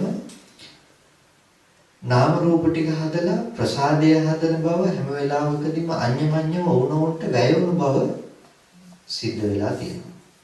වුණොන්ට වැය වුණු සිද්ධිය නිසයි හැම වෙලාවකදීම ස්පර්ශයට ඇති කරන හේතු කාරණා ටික හැදුවේ. පුට්ඨෝ පස්සෝ ස්පර්ශයේ සිද්ධ වුණේ තුන් දෙනාගේ වැයවීම මතයි. ඊට පස්සේ වේදිතං වේදනා මේක විඳපු බව වේදනාව කිව්වා. ඉමේ පංච ධම්මා ඉද උපපත්ති භවස්මි මේ ධර්මතා පහ මේ උපපත්ති භවයේදී ඇති ධර්මතා පහ. ඊට පස්සේ ඉද පරිපක්කතා ආයතනානම් මෝහෝ අවිජ්ජා මේ ආයතන ටික මෙතන මොහ පුරා ගියවින් මෙතන මෝහෝ අවිජ්ජා මේ ආපු ආරම්භණය තුල දැන් අර පංච උපාදානස්කන්ධය කියලා හදාගත්ත එක තුල කතා කරන්නේ මෝහෝ අවිජ්ජා. ඇත්ත නොදන්නාකම අවිද්‍යාවයි ආයුහනා සංඛාරා රැස් කරගත්තකම සංඛාරයයි නිකාන්ති තණ්හා හැම වෙලාවකදීම ඒකට බැස ගැනීම තණ්හාවයි උපගමනං උපාදානං චේතනා බහෝ. ඊට පස්සේ අනාගතයට නැවත අනාගත විපාකය මේ කර්මය නිසා කියලා ඔය ආකාරය ඉස්සර බෙදලා පෙන්නනවා. දැන් ඔය සිද්ධිය තුළ හැම වෙලාවකදීම අපිට පේන්න ඕනේ අපේ ජීවිතයේ ඇති ධර්මතා ටික. ජීවිතයේ ඇති ධර්මතා ටික කියලා කිව්වේ අපිට ඇහැට රූපයක් පෙනෙන තැන තියෙන යථාර්ථයයි බුදුරජාණන් වහන්සේ මේ පටිච්චසමුප්පාදය තුළ පෙන්වන්නේ. ලෝකයක් ලෝක සමුදයක් කියලා පෙන්වන්නේ ඒකයි. අපිට ලෝකෙම තියනවා කියලා ඇති භව සංඥාවක් තියෙනවා. ඇස් දෙක පියාගත්තොත් මුළු ලෝකෙම අපි අවට කට්ටිය ඉන්නවා, ගෙවල් දොරවල් තියෙනවා, ලෝකයක් තියෙනවා කියලා දැසගත්ත භවය අනුව ගියපු භව සංඥාවක් තියෙනවා. මෙන්න මේ ලෝකය අපිට හැදුනේ හැම වෙලාවකදීම කොහොමද කියන ප්‍රශ්නෙට උත්තරේ බුදුරජාණන් වහන්සේ පටිච්චසමුප්පාදයේ තුල පෙන්වන්නේ පටිච්චසමුප්පාද ඥානය තියෙනවා නම් කෙනෙකුට භව නිරෝධයයි සාක්ෂාත් කරන්න වෙන්නේ. එතකොට අපිට හැම වෙලාවකදීම රූපය ඇති බවට හම්බෙනකම විඳිනකම අපිට ලෝකයේ තියෙනවා කියලා හිතෙනකම අතීත අන්තයේ තුල ගෙනල්ලා දෙන දේ. ඒ කියන්නේ ඇත කියන අන්තයේ තුල විඳිනකම. එතකොට ඇත කියන අන්තයේ තුල විඳිනකම කියලා කිව්වේ හැම වෙලාවකදීම ඇහැට රූපයක් පෙනෙනකොට පෙනෙන රූපය අරබය අපි දැනගන්නේ අපේ හිතේ ඇති රැස් කරගත්ත සංඛාර නිමිති ටික. සංඛාර නිමිති ටික උපද්දන තැනක මෝහෝ අවිජ්ජා ඇත්ත පෙන්වන්නේ නැහැ. Tamange හිතේ උපද්දපු ලක්ෂණය පෙන්වන්නේ නැහැ. එතකොට මේ ඇත්ත නොපෙන්නා සිටින කම නිසා Tamange මනසේ ලක්ෂණය මනසට නොපෙන්නන කම නිසා ආයෝහනා සංඛාරා නැවත ඒ දේ රැස් කරගන්නවා. අපි සංඛාරය අර්ථ දෙකකින් කතා කළා. මෙහින් උපද්දනකම සහ උපද්දපු දේ එළියේ තියෙන දේ හැටියට නැවත රැස් කරගන්න අවස්ථාව හැටියට. එතකොට කෙනා මෙහින් ඉපැද්දුවා කෙනා කියලා උපද්දපු සංඥාව නෙමෙයි වරද උනේ. ඒ සංඥාව නොදන්නාකම නිසා ඒ සංඥාව එළියේ තියෙනවා කියලා අපි හිතන කමක් තිබුණා නම් නැවත රැස් කරගන්න බවක් තිබුණා නම් නැවත රැස් කරගන්න බවයි ප්‍රශ්නේ උනේ. අම්මා කියලා සිහිපත් කරන මොහොත වෙනකොට ඒ ඉපිද නිරුද්ධ වූ රූපය අරබය අම්මා උපද්දන කම හැම වෙලාවකදීම සිද්ධ වුණ ස්කන්ධයන්ගෙන් කරපු දේ ස්කන්ධයන්ගෙන් කරපු කෘත්‍යය. හැබැයි ඒ අම්මා කියලා උපද්දගත්තේ Tamangeම මනසයි කියනකම නොදන්නාකම හැම වෙලාවකදීම මෝහය වුණා Tamange. මෝහය නිසා ඒ අම්මා එළියේ ඉන්න බවට නැවත මෙහින් රැස් කරගත්තා. මෝහෝ අවිජ්ජා. ඊට පස්සේ ආයෝහනා සංඛාරා නැවත ඒ අම්මව රැස් කරගත්තා. ඊට පස්සේ නිකාන්ති තණ්හා හැම වෙලාවකදීම අම්මට කියලා හිතලා ස්කන්ධ ටිකට තණ්හා කළා. නිකාන්ති තණ්හා. උපගමනං උපාදානං හැම වෙලාවකදීම ඒකට උපගමනය කළා. අම්මා කියන බව තුළ හැම උපගමනය කළා. අම්මා ඇති බවට එළියේ සිටින බවට උපගමනය කළා. උපගමනය කියන්නේ නැවත යෑම. අපි සංඛාරයේ තුල එකවතාවක් නැවත ඇති බවට නැවත රැස් කරගත්තා. රැස් කරගත්ත දේ එළියමයි කියලා උපගමන උපාදාන චේතනා භවෝ. දැන් මෙන්න මේ රැක් සකස් කරගත්ත ටිකට කිව්ව භවය කියලා. චේතනා භවෝ. අම්මා ඇති සිද්ධිය. දැන් අම්මා ඇති සිද්ධිය තුල හැම වෙලාවකදීම කුසල් වේවා අකුසල් වේවා මේක නව කර්මයි. අවිද්‍යාව සහ තණ්හාව කියන නිකාන්ති තණ්හා කියන දෙකම මේ තුල කුසල් අකුසල් ભેදයකින් තියෙනවා. එතකොට මෙතන හැම වෙලාවකදීම අපි උපාදාන කළා සතර උපාදානයකින් උපාදාන කළා. මේ අම්මා කියන බව උපාදාන හතරකින් අල්ලගත්තා. කාම උපාදාන, භව උපාදාන, ditthi උපාදාන, භව උපාදාන, අත්වාද උපාදාන වශයෙන් හැම වෙලාවකදීම අපි මේක අම්මව අල්ලගත්තා. එතකොට මේක කාමයේ විදිහට කැමැති අම්මව අල්ලගත්තා. ඒ වගේම එළියේ ඉන්න අම්මව අල්ලගත්තා. පුද්ගලයෙක් වූ අම්මව අල්ලගත්තා. එතකොට ආත්මයක් වූ අම්මව අල්ලගත්තා. මේ සියලුම ටිකෙන් අපි මේ අම්මා කියන දේ තද කරලා රැස් කරලා ආත්ම වශයෙන් පුද්ගල වශයෙන් ගත්තා. එතකොට මේ පුද්ගල වශයෙන් ගත්තට පස්සේ හැම වෙලාවකදීම දැන් ඔන්න හදාගත්ත අම්මට පුළුවන් නැවත තණ්හා කරන්න. හදාගත්ත අම්මට පුළුවන් නැවත තණ්හා කරන්න. නමුත් අපි නොදන්න දේ තමයි අම්මා කියලා ගත්ත තැන හැම වෙලාවකදීම ස්කන්ධ ටිකක් තිබුණේ කියලා. දැන් මේ විඥාන නාම රූප සලආයතන පස්ස වේදනා කියන ටිකේ වැයවීම මතයි හැම වෙලාවකදීම මෙතන අම්මව ගෙනල්ලා දුන්නේ. ජාතිය දෙආකාර කොට බෙදනවා. තේසං තේසං සත්තානං තම්මි තම්මි සත්ත්වනිකායේ ජාති සංජාති ඔක්칸ති අවිනිබ්බති කන්දානම් පාතු භාවෝ ආයතනානම් පටිලාභෝ අයං උච්චතාවසෝ ජාති. එතකොට තේසං තේසං ධම්මානම් ඒ ධර්මතාවයන්ගේ හට ගැනීමක් තියෙනවා නම් ඒ ධර්මතාවයන්ගේ හට ගැනීමත් ජාතිය. එතකොට මේ ජාතිය දෙආකාර කොට බෙදන්න වෙන්නේ ඇයි? දෙආකාර භවයක් ඇති නිසා. දෙආකාර භවය මොකද්ද? කර්ම භවය සහ උප්පත්ති භවය. හැම වෙලාවකදීම කර්ම භවය සහ උප්පත්ති භවය දෙආකාර කොට කියන නිසා ජාතිය දෙආකාරයි. පුද්ගල භව උපදින පුද්ගල භව විඳීම සහ හැම වෙලාවකදීම අම්මා කියන භවයේ ඉපදීමත් ස්කන්ධයන්ගේ ඉපැත්වීම. උප්පත්ති භවයේ ලක්ෂණය තමයි ස්කන්ධ ටික නැවත හදනකම ජාතිය කරනකම. කර්ම භවයේ ලක්ෂණය තමයි අම්මව උපදිනකම. එතකොට හැම වෙලාවකදීම දැන් අම්මා කියලා මෙහි ඇති කරගත්ත සංඥාව නිසා හැම වෙලාවකදීම තේසං තේසං සත්තානං තම්මි තම්මි සත්ත්වනිකායේ ජාති සංජාති කියනකොට දැන් ඒ සත්ත්වනිකායන්ගේ හට ගැනීමක් තියෙනවා නම් ඒ පුද්ගලයන්ගේ හට ගැනීමක් තියෙනවා නම් ඒ පුද්ගලයන්ගේ පැවැත්මක් තියෙනවා නම් හැම වෙලාවකදීම ඒක කිව්ව ජාතිය කියලා. ඒ ජාතිය කියන එක දුක හැටියට පැනෙවුවා.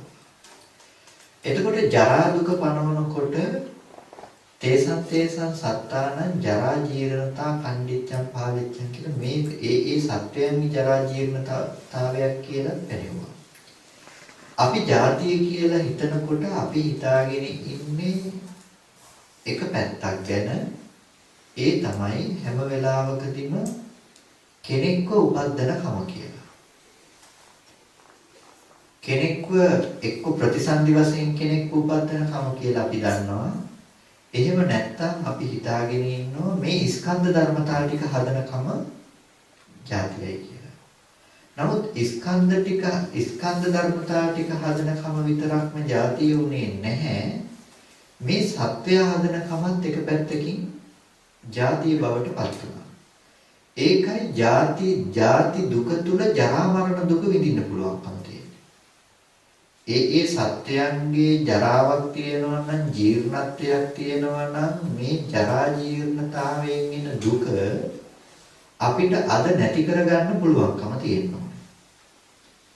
දැන් ජරා ජීර්ණතාවයේ දුක උනේ මගේ රූපේ දිරන නිසා විතරද මට දුක උනේ? නැතිනම් මම කැමති අයගේ ජරා ජීර්ණතාවයෙන් මට දුක ආවද? මම කැමති අයට උන ජරා ජීර්ණතාවයෙන් මට දුක ඉපැද්දුවා. එතකොට දැන් මේ ස්කන්ධ ටික විතරක් නෙමෙයි අපි අද ජරා ජීර්ණ දුක හදාගත්තේ Taman තුළමයි. එතකොට දැන් අපිට ජාතිය කියන තැන හැම වෙලාවකදීම නොහට ගන්න බව තුල සිද්ධ කරන්න පුළුවන් එක නොහට ගැනීමක් තමයි පුද්ගල බව නූපදින බව. කෙනා හදා ගන්න තැන.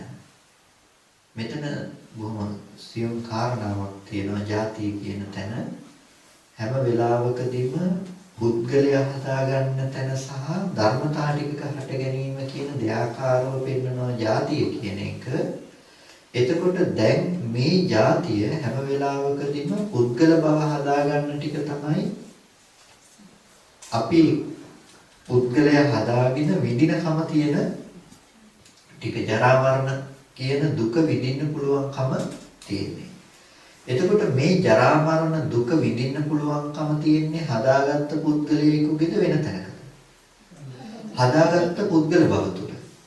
එතකොට දැන් ඇති බව තුල භවයේ තුල අපි දුක හදාගෙන විඳිනවා. පුද්ගල බව තුල. එතකොට හැම වෙලාවකදීම අපිට සිද්ධ වෙනවා මෙන්න මේ දෙයාකාර જાතියක් පනවනකොට දෙයාකාර જાතිය නිසයි හැම වෙලාවකදීම අපිට නිවන දෙයාකාර කොට පනවන්නත් වෙන්නේ. නිවන දෙයාකාර කොට පනවනවා සෝපදිශේෂ නිබ්බාන සහ අනුපදිශේෂ නිබ්බාන. සෝපදිශේෂ නිබ්බාණයේදී හැම වෙලාවකදීම ඔය සත්පුද්ගලයන්ගේ જાතියක් තියෙනවා නම් ඒ જાතිය නිරෝධයි. ඒ જાතිය නිරුද්ධ කරලා. කාම උපදී, ඛණ්ඩ උපදී, ක්ලේශ උපදී, අபிසංස්කාර උපදී කියලා උපදී බෙදනවා. එතකොට කාම උපදීයයි, ක්ලේශ උපදීයයි, අபிසංස්කාර උපදී කියන උපදී තුන නිරුද්ධයි. නමුත් ස්කන්ධ උපදී ස්කන්ධයන් හට ගන්න බව රහතන් වහන්සේට නිරුද්ධ වෙලාද? ස්කන්ධයන් හට ගන්න බව නිරුද්ධ වෙලා නැහැ. ඒක නිසා දැන් රහතන් වහන්සේට ජාතිය කියන එක පුද්ගල බව පැත්තෙන් නැති කරලා හැබැයි ස්කන්ධයන්ගේ පැත්තෙන් පෙන්වන්න වෙනවා. එහෙම නැත්නම් නිවන පණවන්න බැරි වෙනවා. එහෙම නැත්නම් රහත් තුන පිරුමම් පාන්න වෙනවා. රහත් වීමත් එක්කම. ඒක නිසා තමයි ජාතිය දෙයාකාර කොට බෙදන්නේ. දෙයාකාර ජාතිය නිසා නිවන දෙයාකාර කොට බෙදනවා. එතකොට නිවන දෙයාකාර කොට බෙදනකොට අනුපදිශේෂ පරිනිර්වාණේ කන්ද උපදිය නැති වෙනවා. කාම උපදිය කියලා කිව්වා සතර මහා ධාතුව විදින කම. මේ අබකන ටික තමයි කාම උපදී, ක්ලේශ උපදී, අபிසංස්කාර උපදී කියලා කියන්නේ. එතකොට කාමයේ උපදියක් කිව්වා මේ කැමැති වෙන ස්වභාවය අපේ කැමැත්ත හදාගන්නේ තියෙන දෙයකට ඇති බවට හම්බෙන මේ පුද්ගල බව විඳින කැමැත්තෙන් විඳින කමට කිව්වා කාම උපදී කියලා. ඊට පස්සේ ක්ලේශ උපදී කියලා කිව්වා අපිට කෙලෙස් වශයෙන් හදාගන්න දේ. කෙලෙස්ය සහ උපක්ලේශය කියලා කෙලෙස් දෙකට බෙදනවා. කෙලෙස්ය කියන එක කෙලින්ම අපි ඉස්සරහට ඇවිල්ලා ඒකට කැමැත්තම ප්‍රකාශ කරනවා. උපක්ලේශය අපිට නොපෙන්නා අපි පිටිපස්සෙන් ඇවිල්ලා අපිව විනාශ කරනවා. කෙලෙස්යට වැඩි උපක්ලේශය තේරුම් ගන්න එක හරි අමාරුයි. කෙලෙස් තේරුම් ගන්න කෙනෙකුට ටිකක් පහසුයි. උපක්ලේශය තේරුම් ගන්න එක තමයි අපහසු දෙය. ලේසි නෑ. ඕන විදිහට නෙමෙයි දැන් ඕනේ දේ එපා කියලා කියන්නේ. ඕනේ කියලා නෙමෙයි කියන්නේ ඕන දේ එපා කියලා කියන්නේ. හැබැයි එපා කීම තුල එයා ඒක කරලා තියන්නේදී ලබා ගන්න උත්සාහවත් වෙලා තියෙන එක. එතකොට උපක්ලේශය කියන එක තේරුම් ගන්න හරිම අමාරුයි. ඒක ලේසි නෑ කෙනෙක් තේරුම් ගන්න. සාසු උදාහරණයක්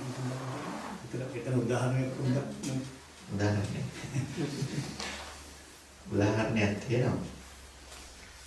ඔන්න දැන් අපි ගත්තොත් එක හාමුදුරු කෙනෙක් ඉතින් අපේ ජීවිතේ උදාහරණ තියෙන හාමුදුරුවෝ. ඉතින් හැමෝම එක ඉන්ද්‍රිය ධර්මතා ඇති අය නෙමෙයි. ඊට පස්සේ ඔන්න එක හාමුදුරු කෙනෙක් හිටියා මහාන උණ කෙනෙක්. දැන් ওই කෙනා ඉන්නකොට දැන් විතරක එනකොට හරි අමාරුයි කෙනෙකුට විතරක සංසිඳව ගන්න. ඉතින් පැවිදි වුණ සාමාන්‍ය කෙනෙක් පැවිදි වුණ මුල් කාලෙදී සාමාන්‍යයෙන් පොඩි කාලේ පැවිදි වුණත් කෙනෙකුට විතරක එනවා අඩුයි ලෝකෙ විතරක අඩු නිසා නමුත් ටිකක් කාල ගත කරලා මහණුනේ කෙනෙකුට හරි අපහසුයි. එක කෙනෙක් හිටිය ටිකක් කාල ගත කරලා ගිහි ජීවිතයක් ගත කරලා ආපු කෙනෙක්. ඉතින් ටිකක් වයසයි නමුත් හිටියා ඉතින් ඉන්නකොට දැන් මේ කෙනාගේ සංකල්පනා ග්‍රේහ නිශ්චිත සංකල්පනා වැඩි විවල් ගැන හිතනකම වැඩි නිසා වුණ ටික දැන් යන ප්‍රතිපත්ති වලින් ටික ඈත් වෙනකොට නිතර අනුශාසනා කරන්න ගත්ත මේ ඔහොම ඉන්න එපා.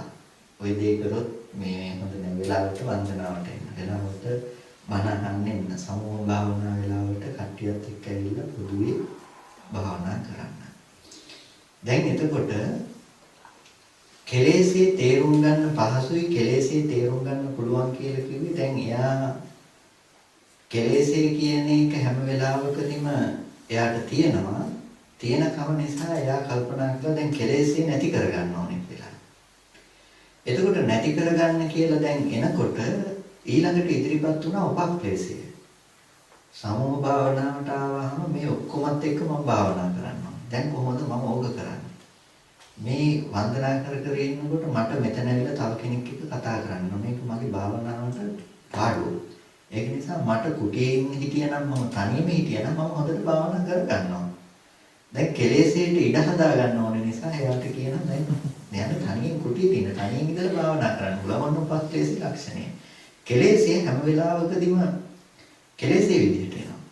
ඊට පස්සේ වැදගත්ම දේ ඒක නෙමෙයි දැන් ඊට පස්සේ චෝදනාවකුත් ඉදිරිපත් කළා මම කුටියේ ඉඳලා භාවනා කරලා සෑහෙන ඉහළට යයි කියලා බය නිසා මෙන්න මේ වෙන්නේ කියලා. ඊට පස්සේ මට නෙමෙයි සදස්න ගන්න. ඊට පස්සේ කොහොම හරි දැන් ඔය එක නිසා දැන් එයාට ඊට පස්සේ ගෙනල්ලා දුන්න එක තමයි මෙතන ඉඳලා හරියන්නේ නැහැ. ගෙවල් පැත්තේ තැනක් තියෙනවා. එතෙන්ට ගියොත් නම් භාවනා කරගන්න පුළුවන් නිදහසේ කවුරුත් දෙයක් කරන්නේ නැහැ කියලා. ඊට පස්සේ නිදහසේ භාවනා කරගන්න තමයි ගියේ. ගිහිල්ලා හැබැයි අන්තිමේටම නතර වුණේ ගෙදර. දැන් ප්‍රශ්නේ තියෙන්නේ මේකයි.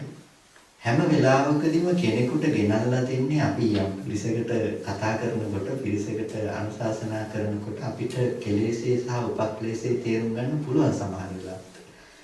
කෙනෙකුට කියන්නේ මෙතන ඉඳලා මීට වැඩිය හොඳයි කැලේකට ගියා නම් නිදහසේ භාවනා කරගෙන ඉන්න පුළුවන් Tamanට ඕන විදිහට.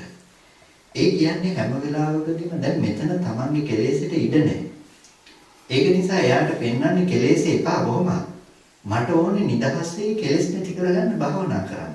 මට ඕනේ තනි වෙන්න, ගිහිල්ලා උදකලා වෙන්න, ගිහිල්ලා උදකලාවේ භාවනා කරන්න. එහෙනම් පිරිසක් අතර ඉන්නකොට දැන් මේ පිරිස කෙලෙසට විරුද්ධව යනකොට දැන් කෙලෙසට නැවත නැවත පාර වදිනවා.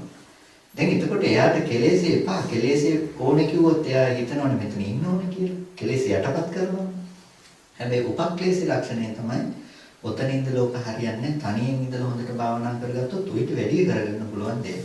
ඊට පස්සේ ඔන්න තනි වෙන්න බලනවා. හැබැයි තනි වෙන්න ගියාට පස්සේ ඔන්න දැන් කෙලෙසේ ලොකුම බාධාව අයින් කරගත්තා. කෙලෙසට තියෙන බාධාව.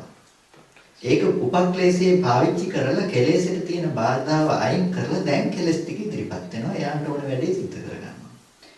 හැම වෙලාවකදීම උපක්ලේශී ලක්ෂණය තමයි ඕක. කෙලෙසේ කියන්නේ කෙලින්ම මූණට ඇවිල්ලා කතා කරලා ඒක ඉදිරිපත් වෙනවා. කෙලෙසේ විදිහට උපක්ලේශී ලක්ෂණය තමයි මට එපා වක්‍ර විදිහට වෙන කෙනෙකුට බාර දෙනවා ඇවිල්ලා ඒ දේ කරලා යන්න එක. එතකොට එයා අන්තිම මොහොතේ පිහියෙන් අනින්නේ එයා හැබැයි අන්තිම මොහොතේ කෙලෙසේ ඉදිරිපත් වෙනවා. එතකොට අපි වැටිලා ඉවරයි. උපක්ලේශේ අපි වටලා ඉවරයි.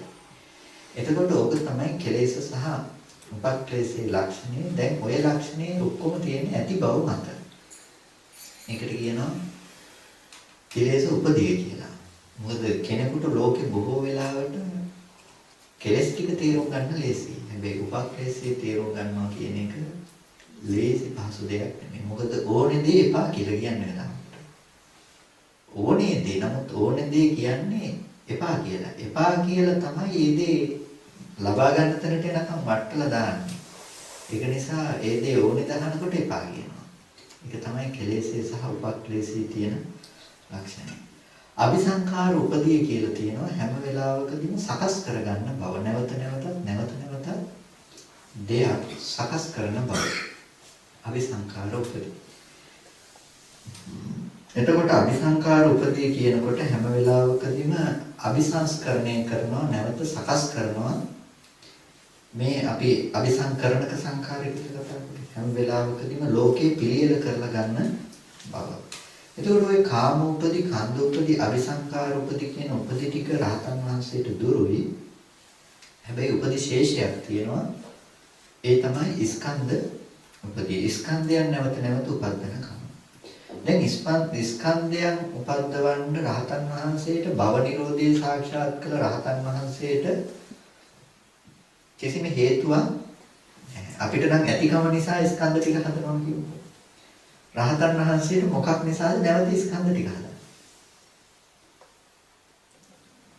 රහතන් වහන්සේට හැම වෙලාවකදීම සම්මා දිට්ඨි සම්මා සංකප්ප කියන ආර්ය අෂ්ටාංගික මාර්ගයමයි පවතින්නේ. ස්කන්ධ ධර්මතාවයන්ගේ යථාර්ථය දක්න බව තුළම ස්කන්ධයන් ටික පවත්නවා. එතකොට හැම වෙලාවකදීම රහතන් වහන්සේට අපි එළියේ ඉඳලා කතා කරනකොට රහතන් වහන්සේට ප්‍රසාදේ නැති කරලා නෙමෙයි අපිට ප්‍රසාදය හදන්නේ තියෙන දේ බලන්න. හැබැයි රහතන් වහන්සේගේ ප්‍රසාදේ හදන්නේ තියෙන දේ බලන්න නෙමෙයි රහතන් වහන්සේගේ පැත්තෙන් බලන්න හැම වෙලාවකදී. ස්කන්ධේ පවත්තන්න. රහතන් වහන්සේගේ ප්‍රසාදයේ තියෙන ස්කන්ධ ටික පවත්ත ගන්න. අපේ ප්‍රසාදයේ තියෙන පුද්ගලයා විදිහට. රහතන් වහන්සේ ස්කන්ධ ටික පවත්තන්න ඇහැ හැදෙනකොට එතන අපි පුද්ගල භාවයේ පවත්තන්න හදනවා. ඒකයි ಜಾතිය කියනකොට විස්තර කරේ තේසං ධම්මානං කියලා. ඒ ධර්මතාවයන්ගේ ඒ ස්කන්ධ ධර්මයන්ගේ පැවැත්මක් තියෙනවා නම් ඒක ಜಾතිය කොට බෙදන්න ඕනේ අනුවේ හේතුව නිසායි. එතකොට දැන් හැම වෙලාවකදීම අපිට මේ තුල කතා කළා කාරණාව භවයට තණ්හා කරලා තණ්හාව නිසා හදාගන්න ಜಾතියක් ගැන. භවයට තණ්හා කරලා තණ්හාව නිසා හදාගන්න ಜಾතිය හැම වෙලාවකදීම පුරිම කම්ම බවස්මි. මම පෙර කළ කර්මය කියලා කතා කරනකොට භවයට තණ්හා කරලා තණ්හාව නිසා හදාගත්ත ප්‍රතිසන්දිය හැම වෙලාවකදීම මේ කය හදාගන්න හේතු වෙන පැත්ත ගැනයි කතා කරන්නේ. මේ මැෂින් එක හදාගත්ත තැන ගැන. මැෂින් එක අලුත් කරන තැන නෙමෙයි ප්‍රසාද ටික අලුත් කරන තැන නෙමෙයි මේ මැෂින් එක හදාගත්ත තැන ගැන පුරිම කම්ම බවස්මින් හැම වෙලාවකදීම මෙන්න මේ විදිහට තණ්හා ප්‍රත්‍යයෙන්ුයි හදාගත්තේ. මේ ගේ හැදුවේ වඩුවක්. මේ රූපේ නැති මේ කය නැමැති ගේ හැදුවේ මේ තණ්හා නැමැති වඩුවක්. ඒක නිසා මුලින්ම ටික කතා කළා මෙතනදී හදාගන්න උප්පත්තිය සහ ප්‍රතිසන්දිය පැත්ත ටික කතා කරනකොට කිව්වා අවිද්‍යාව සහ සංකාරය හැම වෙලාවකදීම කර්මයයි. එතකොට අවිද්‍යා සංකාර කියන තැන කර්මය වුණාට අවිද්‍යා සංකාර කරලා හදාගත්ත භවයට තණ්හා කරලයි ප්‍රතිසන්දි වශයෙන් ආවේ. එතකොට තණ්හාව දැන් දෙකක යෙදුනා. එකක් තමයි හැම වෙලාවකදීම ඒ ඇති කරගත්ත භව තුල තිබුණු තණ්හාව සහ නැවත තමාට තණ්හා කළ බව කියන තණ්හාව අර්ථ දෙකක එතන යෙදුනා. එතකොට දෙආකාර තණ්හාවකින් හැම වෙලාවකදීම භවයට කරපු භව තණ්හාව නිසායි මෙතනට ප්‍රතිසන්දි වශයෙන් එන්න සිද්ධ වුනේ. ඒකයි පෝනෝ භවිකා නන්දි රාග සහගතා తත්‍ර తත්‍රා විනන්දනී කියලා කිව්වේ. පෝනෝ භවිකා පුනර්භවය ඇති කරන. එතකොට නන්දි රාග සහගතා නන්දිය සහ රාග සහගත බවක් තියෙනවා නම් මේ පුනර්භවයේ ඇති කරන තණ්හාව. එතකොට හැම වෙලාවකදීම පුනර්භවයේ ඇති කරන තණ්හාව කියනකොට නැවත මේ කයක් හදාගන්න පුළුවන් විදිහට ඇති කරගන්න තණ්හාව. මොකද එයා තුල තියෙන ලක්ෂණය තමයි මේ කය හැදුවේ නැත්නම් එයාට ඕනේ භවය හදාගන්න බෑ. ඒක නිසා මේ භවය විඳින්න නම් එයාට මේ ඇති දේ විඳින්න නම් මේ කය හදන්න වෙනවා. මේ මැෂින් එක හදන්න වෙනවා. ඒක නිසා එයාට තණ්හාව නිසයි මේ කය හැදුවේ කියලා කිව්වේ. ඒ තණ්හාව පතිත කරගත්තේ හැම වෙලාවකදීම තියෙන දේ මත භවයේ මත. ඒ භවයට ඇති කරගත්ත තණ්හාව නිසායි භවයේ විඳින්න පුළුවන් විදිහට කය සකස් කරගත්තේ. ඒක පුරිම කම්ම බවස්මින් ඔය කතා කළේ අඹ ගහ හැදුණු තැන ගැන. මේ අඹ ඇටය කියන එක. මේ අඹ ගහ කියන එක. හැම වෙලාවකදීම මෙතන තියෙනවා නැවත හදාගත්ත අඹ සහ අඹ ඇටේ කියන එක. එතකොට අඹ ගෙඩිය සහ අඹ ඇටේ කියන අර්ථ දෙකම මෙතන දත යුතුයි. අඹ කියන වල පැනවීමක් නැත්තම් අඹ නැත්තම් අඹ පරම්පරාවේ පැවැත්මක් වෙන්නේ නැහැ. එතකොට අඹ සහ අඹ ඇටේ තියෙනවා කියලා කිව්වේ හැම වෙලාවකදීම අඹ ටික තමයි අපි විඳින පුද්ගල බව. අපි විඳින පුද්ගලයෙක් අනුව ගිහිල්ලා සැප දුක් විඳින බව තියෙනවා නම් ඒ ටික අඹ ඇටේද? අඹ ඇටේ නෙමෙයි. දැන් මේ ටිකමනේ මෙතන මේ අඹ ඇටේ බවට පත් උනේ. දැන් එතකොට මේ ටික අඹ ඇටෙත් නෙමෙයි අඹ ගහත් නෙමෙයි. අඹ ටික කොහෙටද පෙන්වන්නේ? අපි විඳින පුද්ගල බව කොහෙටද පෙන්වන්නේ? ඒක හේතුවක් නෙමෙයි ඵලෙත් නෙමෙයි.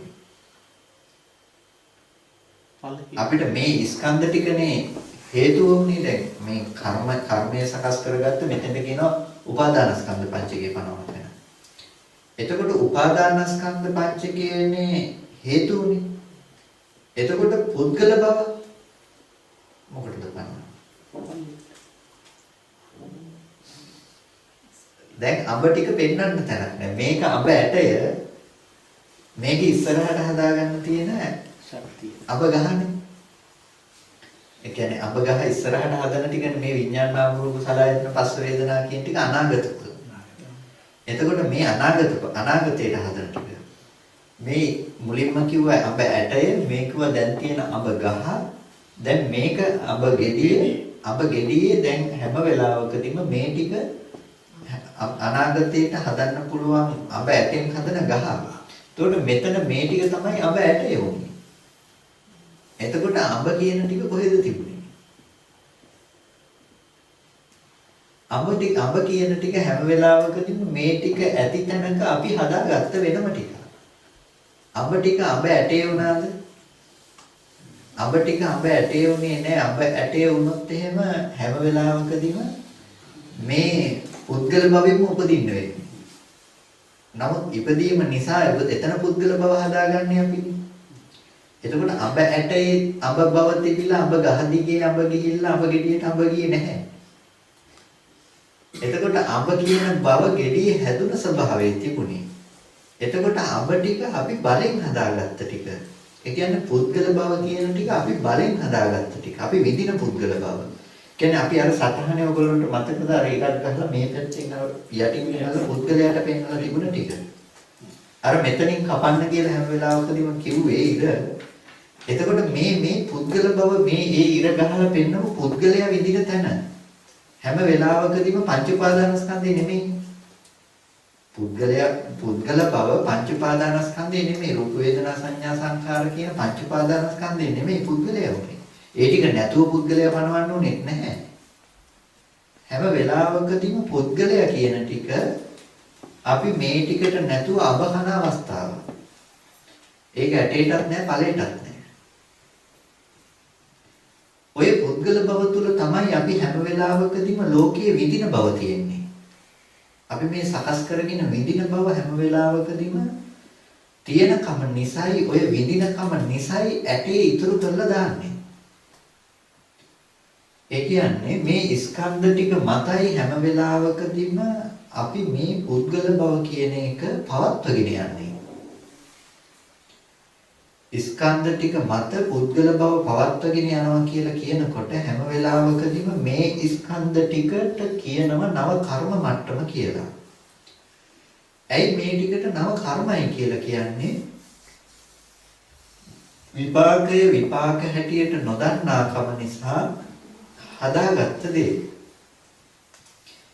එතකොට මෙතන විපාකයේ හැටියට නොදන්නාකම මෝහෝ අවිජ්ජා ආයෝහනා සංඛාරා තමන්ගේ ලක්ෂණ ටික හිතපුකම නිකාන්ති තණ්හා හිතන දෙයට තණ්හාවෙන් බැසගත්කම ඒ දේම උපාදාන කරගත්ත බව නැවත ඒ ඇති බවට ඒ දේ එළිය ඇති බවට භවයේ සකස් කරගත්තකම ඔන්න වර්තමාන කර්මය. වර්තමාන කර්මයට අනාගත ඵලය ඊළඟට නැවත ඒ ඇති දේ විඳින්න පුළුවන් විදිහට දෙයක් හදන්න පුළුවන්කම තියෙනවා.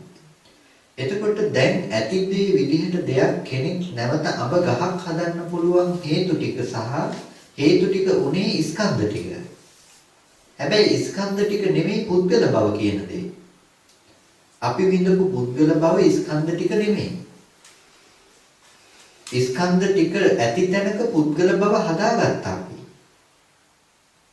ස්කන්ධ ටික ඇති තැනක කාටවත් රූප උපාදානස්කන්ධය දැනුණාද, වේදනා උපාදානස්කන්ධය දැනුණාද, සංඥා උපාදානස්කන්ධය, සංකාරස්කන්ධය, විඥානස්කන්ධය දැනුණාද? අම්මා කියන බවක් වින්දද? අම්මා කියන හැඟීමක්, අම්මා කියන බවක් වින්දේ. එතකොට මේ අම්මා කියන බව තුලයි අපිට ප්‍රකට වුණේ. නමුත් ඒ තැන තිබුණේ ස්කන්ධ ටිකක්.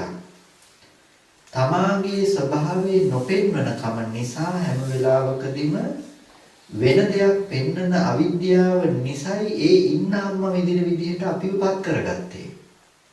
දැන් ඒක නිසා අපිට තියෙනවා ස්කන්ධ ටික පෙන්වන්න. මාර්ගයේ හැටියට අපිට හැම වෙලාවකදීම තියෙන දේ තමයි වෙන සිද්ධිය පෙන්වන එක, ස්කන්ධ ටික පෙන්වන එක. එතකොට මෙතන මෝහ අවිද්‍යාව කියන වර්තමානේ නැති කරගන්න පුළුවන් එකම තැන තමයි අවිද්‍යාව කියන තැන. දැන් පටිච්චසමුප්පාදේ මෙතනින් අවිද්‍යා සංඛාර දෙක පෙන්වුවේ නැති වුණොත් අපිට අවිද්‍යාව නැති කරන්න යන්න වෙනවා ගිය ජීවිතේට. එතකොට එතන අවිද්‍යාව නැති කරන්න පුළුවන් කමක් නැත්තේ. ඒක වෙලා ඉවරදී. එතකොට මෙතනින් ඇති වෙන මෙතනින් තමයි අපිට ભેදය පනවන්න වෙන්නේ හැම වෙලාවකදීම අවිද්‍යා සංඛාර මේ නව කර්ම හදාගන්න ටික. එතකොට නව කර්ම සකස් කරගන්න තැනදී හැම වෙලාවකදීම අවිද්‍යාවයත් අශේෂ විරාග නිරෝධෝ සංඛාර නිරෝධ. අවිද්‍යාවගේ නිර්වශේෂ නිරෝධ කිරීමෙන් සංඛාරයගේ නිරෝධය. එතකොට හැම වෙලාවකදීම දැන් අවිද්‍යාව නිරෝධ කරලා සංඛාරය නිරුද්ධ කරන්න තියෙන්නේ. අපිට කරන්න තියෙන එක දෙයයි. ඒ තමයි අවිද්‍යාව නිරෝධ කරන එක. දැන් අවිද්‍යාව නිරෝධ කරනවා කියලා කරන්න අපිට දෙයක් හම්බෙලා නැහැ. මොකද අපිට අවිද්‍යාව කියලා එකක් හසු වෙන්නේ නැහැ. අපිට හසු වෙන්නේ අම්මා කියන පුද්ගල බව මිසක අවිද්‍යාව කියලා දෙයක් හසු වෙන්නේ නැහැ. එතකොට ඒකයි මේ අවිද්‍යා සංඛාර කියන ටික තුල හදපු කමයි අම්මා කියලා කියන්නේ. අපිට අඹ ගෙඩිය කියලා හසු වෙන්නේ අඹ ඇටේ නෙමෙයි අඹ ගෙඩිය. ඒකයි අම්මම හම්බෙන්නේ අපිට. අම්මා කියන්නේ මේ අඹ කියලා අඹ කමට අම්මමයි හම්බෙන්නේ.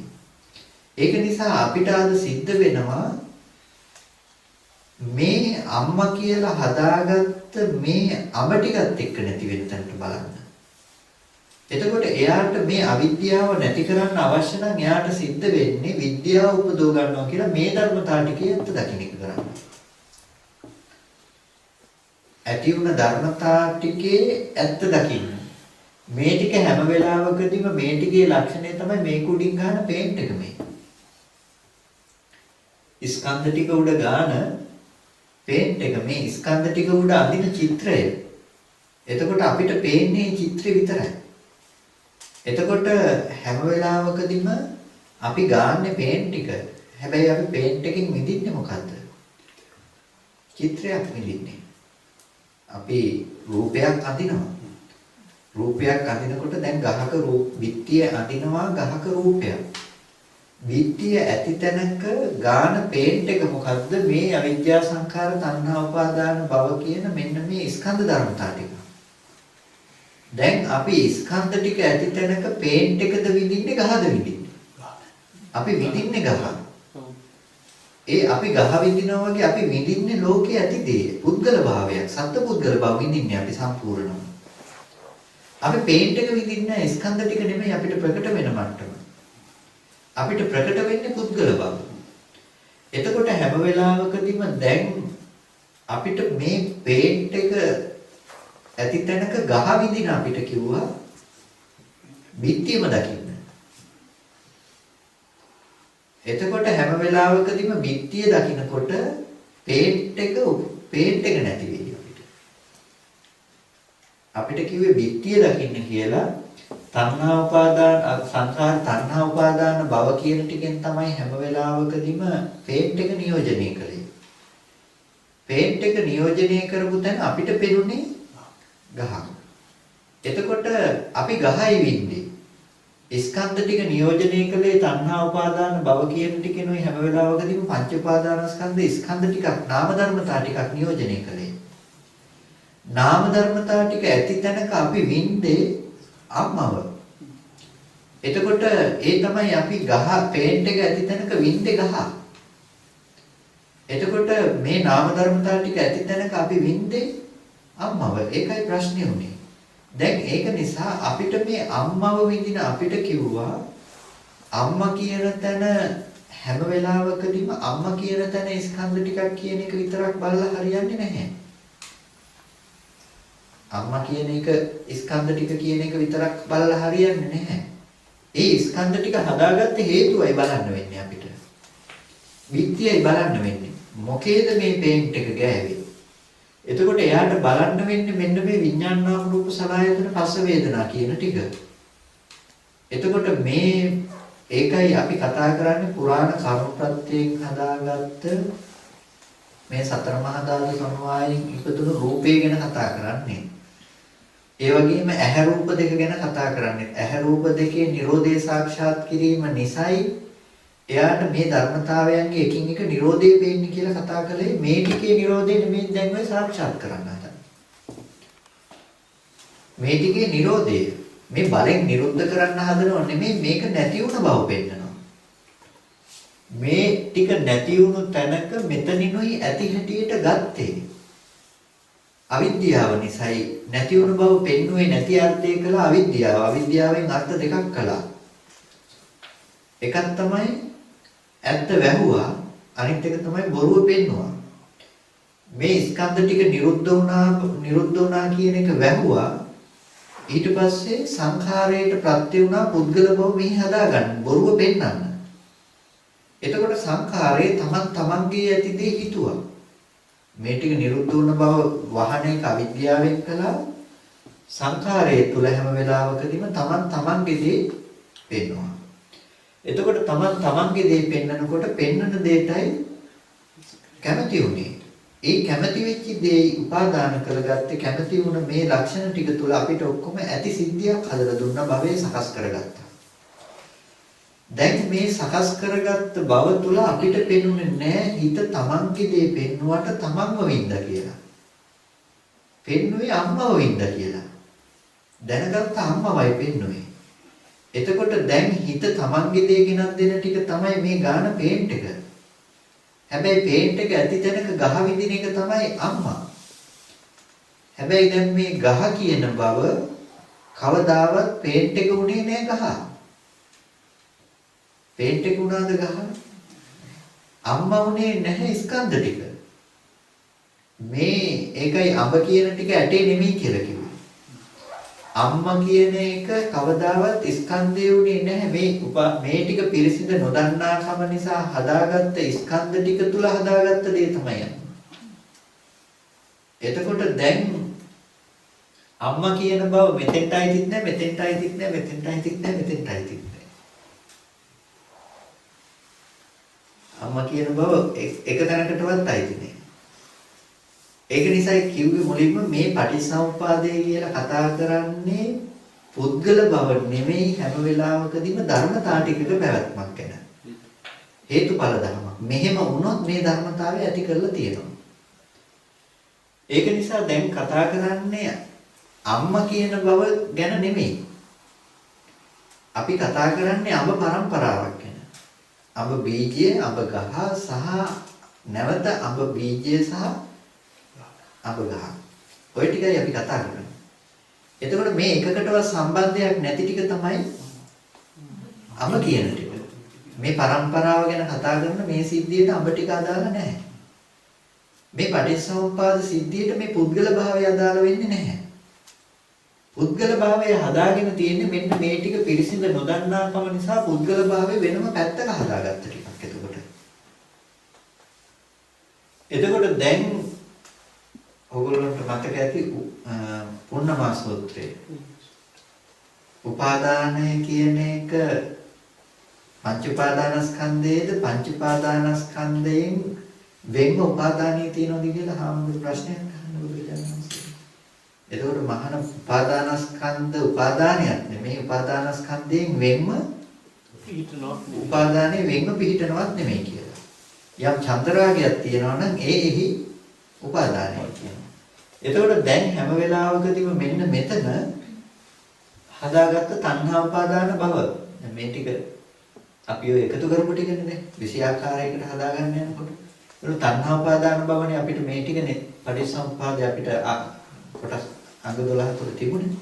එතකොට තණ්හා උපාදාන භව කියන දේ ටික තුල අපිට හැම වෙලාවකදීම දැන් උපාදානස්කන්ධ ටික ඇති උනේ එතන. හැබැයි උපාදානස්කන්ධයට ඇති කරගත්ත උපාදානය තමයි අම්මා උනේ. ස්කන්ධ ටිකත් උපාදානේ. හැබැයි අම්මත් උපාදානයි. දෙකක් තියෙනවා. ස්කන්ධ ටික ඇති තැනක ගහක් වින්දානේ. දැන් පේන්ට් එක බිත්තිය වුණාද? පේන්ට් එක බිත්තිය වුණේ නැහැ. පේන්ට් එක කියන එක බිත්තියෙන් වෙනම එකක්.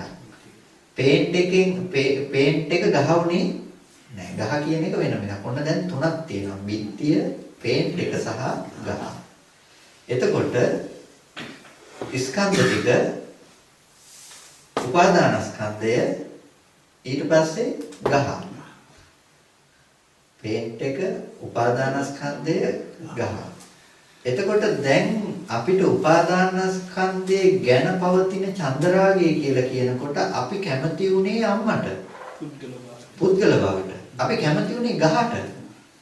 අපි පේන්ට් එක නෙමෙයි දැක්කේ, අපි දැක්කේ ගහ. ඒක නිසා ගහ වූ වෙනම දෙයක් දැක්කේ. අපි ඒක නිසා අපි ලෝකයේ අසුරු කරන්නේ අඹ ටිකෙන්. අපි කන්නේ අඹ. අපිට අඹ ඇටේ අදාළ නැහැ. අපි කන්නේ අඹ ටික විතරයි. ඒ කියන්නේ අපි කිසිම මේ සිද්ධියට අදාළම නැති, පේන්නේම නැති තැනක් අපි විඳින්නේ. ඒක නිසායි කවදාවත් මේ සිද්ධිය ලෝකෙට පේන්නේ නැත්තේ. අපි විඳින්නෙම ගහ මිසක අපි කවදාවත් බිත්තියක් හම්බෙලා නැහැ, අපිට පේන්ට් එක හම්බෙලා නැහැ. ගහමයි දැකලා තියෙන්නේ. ඒක නිසා අපිට ඒ වගේ හැම වෙලාවකදීම අපි විඳින්නේ පුද්ගල බව. මේ පුද්ගල බව හැදුණු තැන දකින්නයි බුදුරජාණන් වහන්සේ අපිට පටිච්චසමුප්පාදය තුල පෙන්නන්නේ. ඒ කියන්නේ අපිට තැන් දෙකක් දකින්න වෙනවා. එකක් තමයි උපාදානස්කන්ධ හදාගත්ත ටික. අනිත් එක මේ උපාදානස්කන්ධ නෙවෙයි පේන්ට් එක ගාපු බිත්තිය. දැන් ගහ පේන තැනක ගහ පැත්තකින් තියන්න. ගහ පැත්තකින් තියලා දකින්න පේන්ට් එක. පේන්ට් එක ගෑවේ මොකේද කියලා බලන්න. බිත්තිය. එතකොට බිත්තිය කියන දේ වැය වෙලා පේන්ට් එක ඇති තැනක ගහ හදාගත්තේ Taman කියලා පෙනේ. පේන්ට් එක බිත්තිය ඇති තැනක පේන්ට් එක ගාලා පේන්ට් එක ඇති තැනක ගහ හදාගත්තේ මෙහින් කියන එක පෙනේ. ස්කන්ධ ටික ඇති තැනක උපාදානස්කන්ධ ටිකක් මෙහි නැවත හදාගෙන උපාදානස්කන්ධ ටික තුල පුද්ගල බව විඳ හැටි පෙනේ අපිට. එතකොට දැන් අපි විඳින්නේ පුද්ගල බව මිසක අපි කවුරුත් උපාදානස්කන්ධ ටික විඳින්නේ නැහැ. අපි විඳින්නේ පුද්ගල බව. ඒ කියන්නේ අපි විඳින්නේ ගහේ මට්ටම. ඒක නිසා අපිට තියෙනවා උපාදානස්කන්ධ ටික කියන මට්ටම දකින්න. ඒක නිසායි පංච උපාදානස්කන්ධේ උදේවැය පිරිසිඳ දැක්ක යුතුයි කියලා කිව්වේ. පංච උපාදානස්කන්ධේ උදේවැය කියන එක පිරිසිදු දකින්නකොට එයාට දකින්න වෙනවා බිත්තියේ පේන්ට් එක ගෑවොත් මෙන්න මේ විදිහට ගහ හැදිලා තියෙනවා. බිත්තියේ පේන්ට් එක ගෑවේ නැති වුණොත් ගහ නැති වෙලා තියෙනවා. දැන් එයාට උපාදානස්කන්ධේ පේන්ට් එක ඇති බව හෝ නැති බව බලනකොට එයාට වෙලා තියෙන්නේ බිත්තිය කියන ටික පේන්නලා තියෙනවා. තේරුණාද කියන්නේ? ස්වාමීන් වහන්සේ ලොකු ස්වාමීන් වහන්සේ කියන අර හේතු ඵල හේතු කියන සම්බන්ධතාවයද මෙතෙන්දී? ඔව් හැම වෙලාවකදී මෙතන හේතුඵල මේ හේතු ටික හැම වෙලාවකදීම මේ ඵලය හඳුනා. ඊට පස්සේ මේ සංදි තුනක් හැටියට කියන්නේ සංදි කියන්නේ මේ පටිච්චසමුප්පාද සිද්ධිය සංදි කරන්නේ එක සිද්ධියකට ගන්නේ සංදි තුනකින් මෙතන හේතුඵල සංදිය. මේ හේතු ටිකෙන් මේ ඵලය හදුවා. ඊට පස්සේ මේ ඵලය තුල නැවත හේතුව හදාගත්තා. ඊට පස්සේ මේ හේතු ටික තුල හේතුව නැවත ඵලයේ බවට පත් කරගත්තා. දැන් එතකොට මෙතන හේතුඵල සංදිය මෙතන ඵලය තුල හේතුව හදාගත්තා. නැවත හේතුව අනාගතයට ඵලයක් කරගත්තා. එතකොට දැන් මෙතනදී කියන්න අවශ්‍ය වෙන වැදගත්ම දේ තමයි අපි දකින පුද්ගල භාවය කොතනද? ඒ කියන්නේ අඹ කියන ටික කොතනද කියන එක. අපි ගහ විඳින තැන. එතකොට පේන්ට් එකක් බිත්තිය නොවනකොට ගහ කොහෙ වෙන්නද? පේන්ට් එකක් බිත්තිය නොවනකොට ගහ විඳින අපි ගැන මොන කතාවක්ද? අර සැඟවුණු රූප හොයන්න තියෙන්නේ. සැඟවුණු රූපය හොයන්න තියෙන දැන් අපිට පේන්නේ එක විදිහකට. නමුත් ඒකේ තියෙන ඇතුළත තියෙන සිද්ධිය වෙනම සිද්ධියක්. ඒ වගේ දෙයක් තමයි තියෙන්නේ. අපිට පේන්නේ වෙනම සිද්ධියක්. පුද්ගල භාවයට ඇති කරගත්ත ලෝකයක් අපිට පේන්නේ. සම්පූර්ණම අපි කන්නේ අඹ විතරයි. වෙන මොකුත් නැහැ.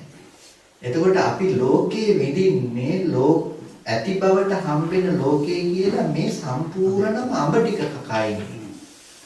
ඒ කියන්නේ අපිට මොකුත්ම පේන්නේ නැහැ. අපිට පේන්නේ සම්පූර්ණම ගහ. ගහ විතරයි පේන්නේ. අපිට පේන්ට් එකක් නැහැ, බිත්තියක් නැහැ. අපි ගහ විඳ ඉන්නවා. අපිට ගහ ඇති කරගන්න ඕන වුණාම අපි නැවත ගහක් ගාලා ඉල්ලන්නේ. පේන්ට් එක නෙමෙයි අපි ඉල්ලන්නේ. අපි බිත්තියේ ගහක් ගාලා ඉල්ලන්නේ. අපි නැවත ඒ වගේ පුද්ගල බව හදාගන්න යන්නේ, ගහ හදාගන්න යන්නේ. එතකොට හැම වෙලාවකදීම ඒකයි භවයට තණ්හා කරනවා කියලා කියන්නේ අපි හැම වෙලාවකදීම ගහටයි තණ්හා කරේ. ගහට තණ්හා කරපු අපිට ධර්මතාවයක් විදිහට කියනවා අපි තණ්හා කරලා තියෙන්නේ පේන්ට් එකටයි කියලා. නමුත් අපි පේන්ට් එකට තණ්හා කළා කියලා කවදාවත් පේන්නේ නැහැ. මොකද අපි පේන්ට් එකට තණ්හා කළා කියලා දන්නවනම් පේන්ට් එකට තණ්හා කරන සිද්ධිය අපි පේන්ට් එකට තණ්හා කරන්නේ. අපි තණ්හා කරන්නේ ගහට. ඒ ගහට තණ්හා කරන නිසායි ආයේ ගහක්ම හදලා ඉල්ලන්නේ. අපි ගහක්මයි හදලා ඉල්ලන්නේ නැත්තම් වෙන දෙයක් නෙමෙයි. එතකොට හැම වෙලාවකදීම දැන් ඒ වගේ ලෝකෙ තුල අපිට මරණාසන්න මොහොතකදී හරි මේ මොහොතේ හරි මරණාසන්න මොහොතකදී ගන්න පිස්සෙලා අපිට හම්බෙන්නේ එක ආරම්මණයක්. ඒ ආරම්මණය ඇති බවටමයි හදලා දෙන්නේ. ඒ ආරම්මණය එළියේ ඇති බවටමයි හදලා දෙන්නේ. ඇති බවට හදලා දෙන කම නිසා අපි විඳින්නේ එළියේ තියෙන දේ මිසක වෙනත් දෙයක් නෙමෙයි. ඒකයි අද ඔයගොල්ලන්ට බැරි එළියේ තියෙන දෙයක් විඳින්න නැතුව වෙන දෙයක් දකින්න. එළියේ තියෙන දේමයි අපිට දකින්න පුළුවන්කම තියෙන්නේ. ඒක නිසා තමයි කොච්චර කිව්වත් ওই කෝප්පේ උතන නැත්තම් මොකද්ද විඳින්නේ කියලා කන්නේ. කෝප්පේ තියනවම තමයි කියලා කියන්නේ ඒකයි. අපි විඳින්නෙම එළියේ තියෙන දේ. බාහිර වස්තුව. එතකොට බාහිර වස්තුව විඳිනකොට ඇති වෙන්නේ එක තැනකින්. නමුත් අපිට ඇති කරලා තියෙන්නේ ලොකු කාරණා ටිකකින්. ගාලා තියෙන එකම පින්සලෙන්. ඒකට අපිට පේන්නේ වෙනම ගහක් විදියට. ඒ ගහ කාම ලෝකේ, පේන්ට් එක මේ රූප ලෝකේ. ඔව් හැම වෙලාවකදීම ගහ මේ ගහනේ පිටිය කාම ලෝකේ. සතර මහා ධාතු පැත්ත ඇති පැත්ත. හැම වෙලාවකදීම ගහ කියන ටික අපිට රූප ලෝකේ මේ රූප ලෝකේ නෙමෙයි මේ නාම ධර්මතා ටිකේ කර ලෝකේ පැත්තට බෙදන්නේ කියලා ප්‍රශ්නයක් තියෙනවා. විත්‍ය කියන ටික හැම වෙලාවකදීම ස්කන්ධ ටික ඇති තැනක හදාගත්ත උපාදානස්කන්ධයේ පැත්ත තමයි හැම වෙලාවකදීම පේන්ට් එක කියන්නේ. උපාදානස්කන්ධ ටිකක් ඇති තැනක අම්මා විදින කමට කියනවා ගහයි කියලා. එතකොට දැන් අම්මාවි කියලා විදින තැන හැම වෙලාවකදීම අපි විඳලා තියෙන්නේ අර පේන්ට් එක ඇති තැන. එතකොට මේ සිද්ධියටම කියනවා සම්පූර්ණව කාම භවය කියලා. අපි ගහ විඳින තැන. අපි පේන්ට් එක විඳින තැනට කියනවා රූප භවය කියලා. අපි ගහ විඳින්නේ නැහැ, අපි පේන්ට් එක විඳිනවා. ඒතකොට බෙක්කිය හම්බෙන්නේ අපිට හම්බෙන පේන්ට් එකක් විතරක්. අපිට ගහ හම්බෙන්නේ නැහැ.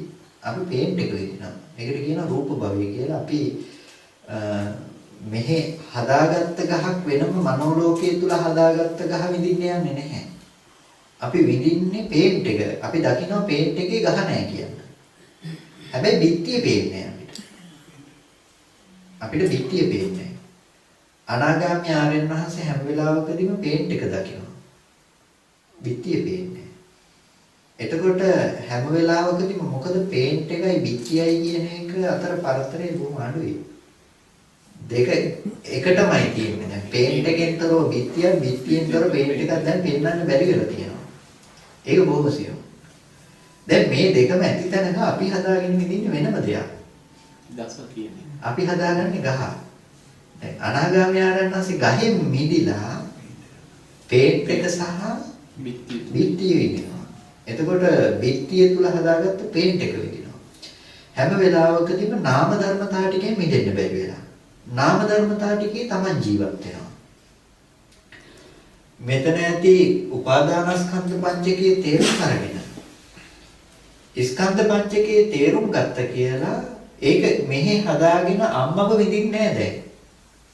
තමා තුළ ඇති ධර්මතාව ටික පේනවා. අම්මගෙන් මිදිලා.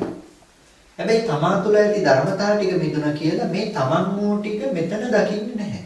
තාම. මේ නිරුද්ධ වුණ තැනකයි තමන් කියන බව මේ හදාගත්තේ කියන නමන්ගේ නාම ධර්මතාව ටික දකින්නේ නැහැ. ඒක නිසා තමන් කියන කම හම්බෙලා තියෙනවා. තමන්ට ආසයි. තමන්ට ආසයි කියලා එයා කවදාවත් රූපෙට දාන්නේ නැහැ ඒක. එයා නාම ධර්මතාව ටික විඳිනවා. අපිට තියෙන ප්‍රශ්නය අපි මේ පේන්ට් එක සහ බිත්තිය ඇති තැනක අපි විඳින්නේ ගහක් වීමයි. ඒ කියන්නේ අපි අපේ මනෝ සංකාරය විඳින්න අපි කවදාවත් පේන දේ නෙමෙයි විඳින්නේ. අපි විඳින්නේ මනෝ සංකාරය. ඇති දේ විඳිනවා නම් අපිට සිද්ධ වෙන්නේ පේන්ට් එක විඳින්න. එතකොට අපිට පේන්ට් එක විඳිනකොට එතනත් අවිද්‍යාව දුරු වෙලා නැහැ කියලා කියන්නේ පේන්ට් එක විඳින අපිට බිත්තිය පැත්ත හැම වෙලාවකදීම පේන්නේ. පේන්ට් එකකින් වැහිලා තියෙන බිත්තිය. ඒක නිසා අපි දැක්කොත් බිත්තිය මතයි පේන්ට් එක තියෙන්නේ කියලා දැක්කොත්. බිත්තිය වැය වෙලයි පේන්ට් එක හදලා තියෙන්නේ කියලා යම් දවසක දැක්කොත් එයා පේන්ට් එකක් දකි බිත්තියක් දකි. හැබැයි බිත්තිය දැන දැක බිත්තිය ඇති පේන්ට් එක එයා දකි. පේන්ට් එක විතරක් පේන තැනක එයා කවදාවත් රැවටිලා ඉන්නේ නැහැ. එතකොට එතන හැම වෙලාවකදීම උපදවාගත්ත නුවණ. ඒකයි රූපයේ පැත්තෙන් මිදෙන්න පුළුවන්කම තියෙන්නේ. එතකොට මෙතන ಜಾතිය කියන තැන හැම වෙලාවකදීම දැන් අපිට විඥාන නාම රූප සලආයතන පස්ස වේදනා කියන ටික නෙමෙයි හම්බෙන්නේ, තව ගහක් හම්බෙන්නේ. ඉස්සරහටත් මේ වගේ කයක්ම අපිට හම්බෙයි මිසක අපිට ප්‍රතිසන්දිය කියලා අපි ගන්න එකයි තව කෙනෙක් කියන තැනකින්. අපි තව ගහක් ගන්නෙ. අපිට පේන්නේ තවත් පේන්ට් එකක් කියන එක. තවත් නාම ධර්මතා ටිකක් කියන එක අපිට පේන්නේ නැහැ. අපි ගන්නෙම තව ගහක් කියන තැනකින්. අපිට මේක තව ಜಾතිය තව පුද්ගලයෙක් කියලා. එතකොට රහතන් අනාගාමී ආර්යයන් වහන්සේගේ මට්ටමේදී හැම වෙලාවකදීම කෙනෙක්ගේ නැහැ නාම ධර්මතා ටිකේ නැවත නැවත පවත්තන බව තියෙනවා. ඒක තමන් වෙලා. තමන් කරගත්ත නාම ධර්මතා ටිකේ තමන් ජීවත් වෙන නිසා ඉස්සරහට තමන්ව නැවත උපදිනවා නාම ධර්මතා ටික.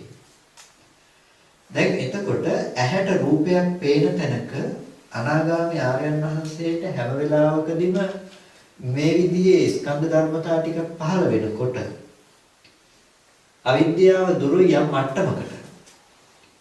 එතකොට මේ අවිද්‍යාව දුරු හැම වෙලාවකදීම නාම ධර්මතා ටික පෙන්නනවා. අනාගාමී ආර්යයන් වහන්සේට ඇහැට එන තැනක මෙන්න මේ නාම ධර්මතා ටික පෙන්නනවා. මේ නාම ධර්මතා ටික පෙන්නුවට මේ පෙන්නන කෙනා ඉන්නවා. ඒකයි ප්‍රශ්නේ. මෙතන තණ්හා උපාදාන භව වුණාට මේ තණ්හා උපාදාන භවෙන් හැම වෙලාවකදීම අනුසේ මට්ටමින් පවතින ටිකේ තමාව වහලා පෙන්නනවා.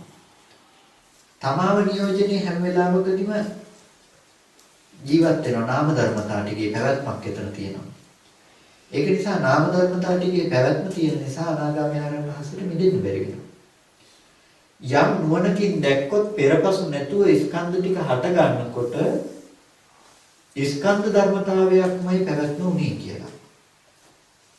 මේ ටික දැක්කොත් සහ මේ ටිකේ ඉතුරු නැතුව Nirodhe සාක්ෂාත් කරන නුවණක් වුණා.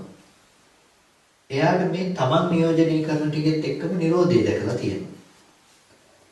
එතකොට හැම වෙලාවකදීම දැන් නිරුද්ධ වූ ධර්මතාවය තමයි රහතන් වහන්සේට හැම වෙලාවකදීම එළඹ සිටි බවක තියෙන්නේ සම්මා දිට්ඨිය. මෙතන අවිද්‍යාව සංඛාර තණ්හා උපාදාන භව වෙනුවට ආර්ය අෂ්ටාංගික මාර්ගයේ අංග ටික තියෙනවා. සම්මා ඥාන සම්මා විමුක්තිය. ආර්ය අෂ්ටාංගික මාර්ගයේ අංග 8 නිසා මනමින් දැනගෙන මනමින් මිදුණා. එතකොට මනමින් මිදුණ බව නිසා හැම වෙලාවකදීම ඒ ස්කන්ධ ටික නැවත හදනවා. හැබැයි තියෙන දේ විඳින්න නෙමෙයි. පේන්ට් එක ගන්නදී අපිට කරන්න වෙන එකක් වෙලා. හැම වෙලාවකදීම ඒක නිසා බිත්තියේ පේන්ට් එක ගන්නවා. හැබැයි එයා දකිනවා බිත්තිය වැය වෙලයි පේන්ට් එක ගන්න කියන එක. දැන දැක පේන්ට් එක ගන්නවා. යම් තාක් කාලයක් පවතීද ඒ තාක් කාලයක් පේන්ට් එක ගන්න වෙනවා. වෙන කරන්න දෙයක් නෑ.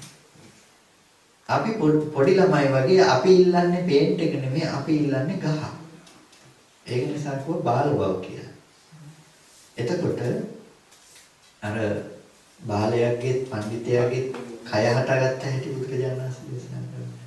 එතකොට දෙන්නගේම එකම විදිහට හදාගන්න නමුත් මෙහිලා පඬිතයාගේ වෙනස හැම වෙලාවකදී මේ දර්ශනයේ දකින්න බව.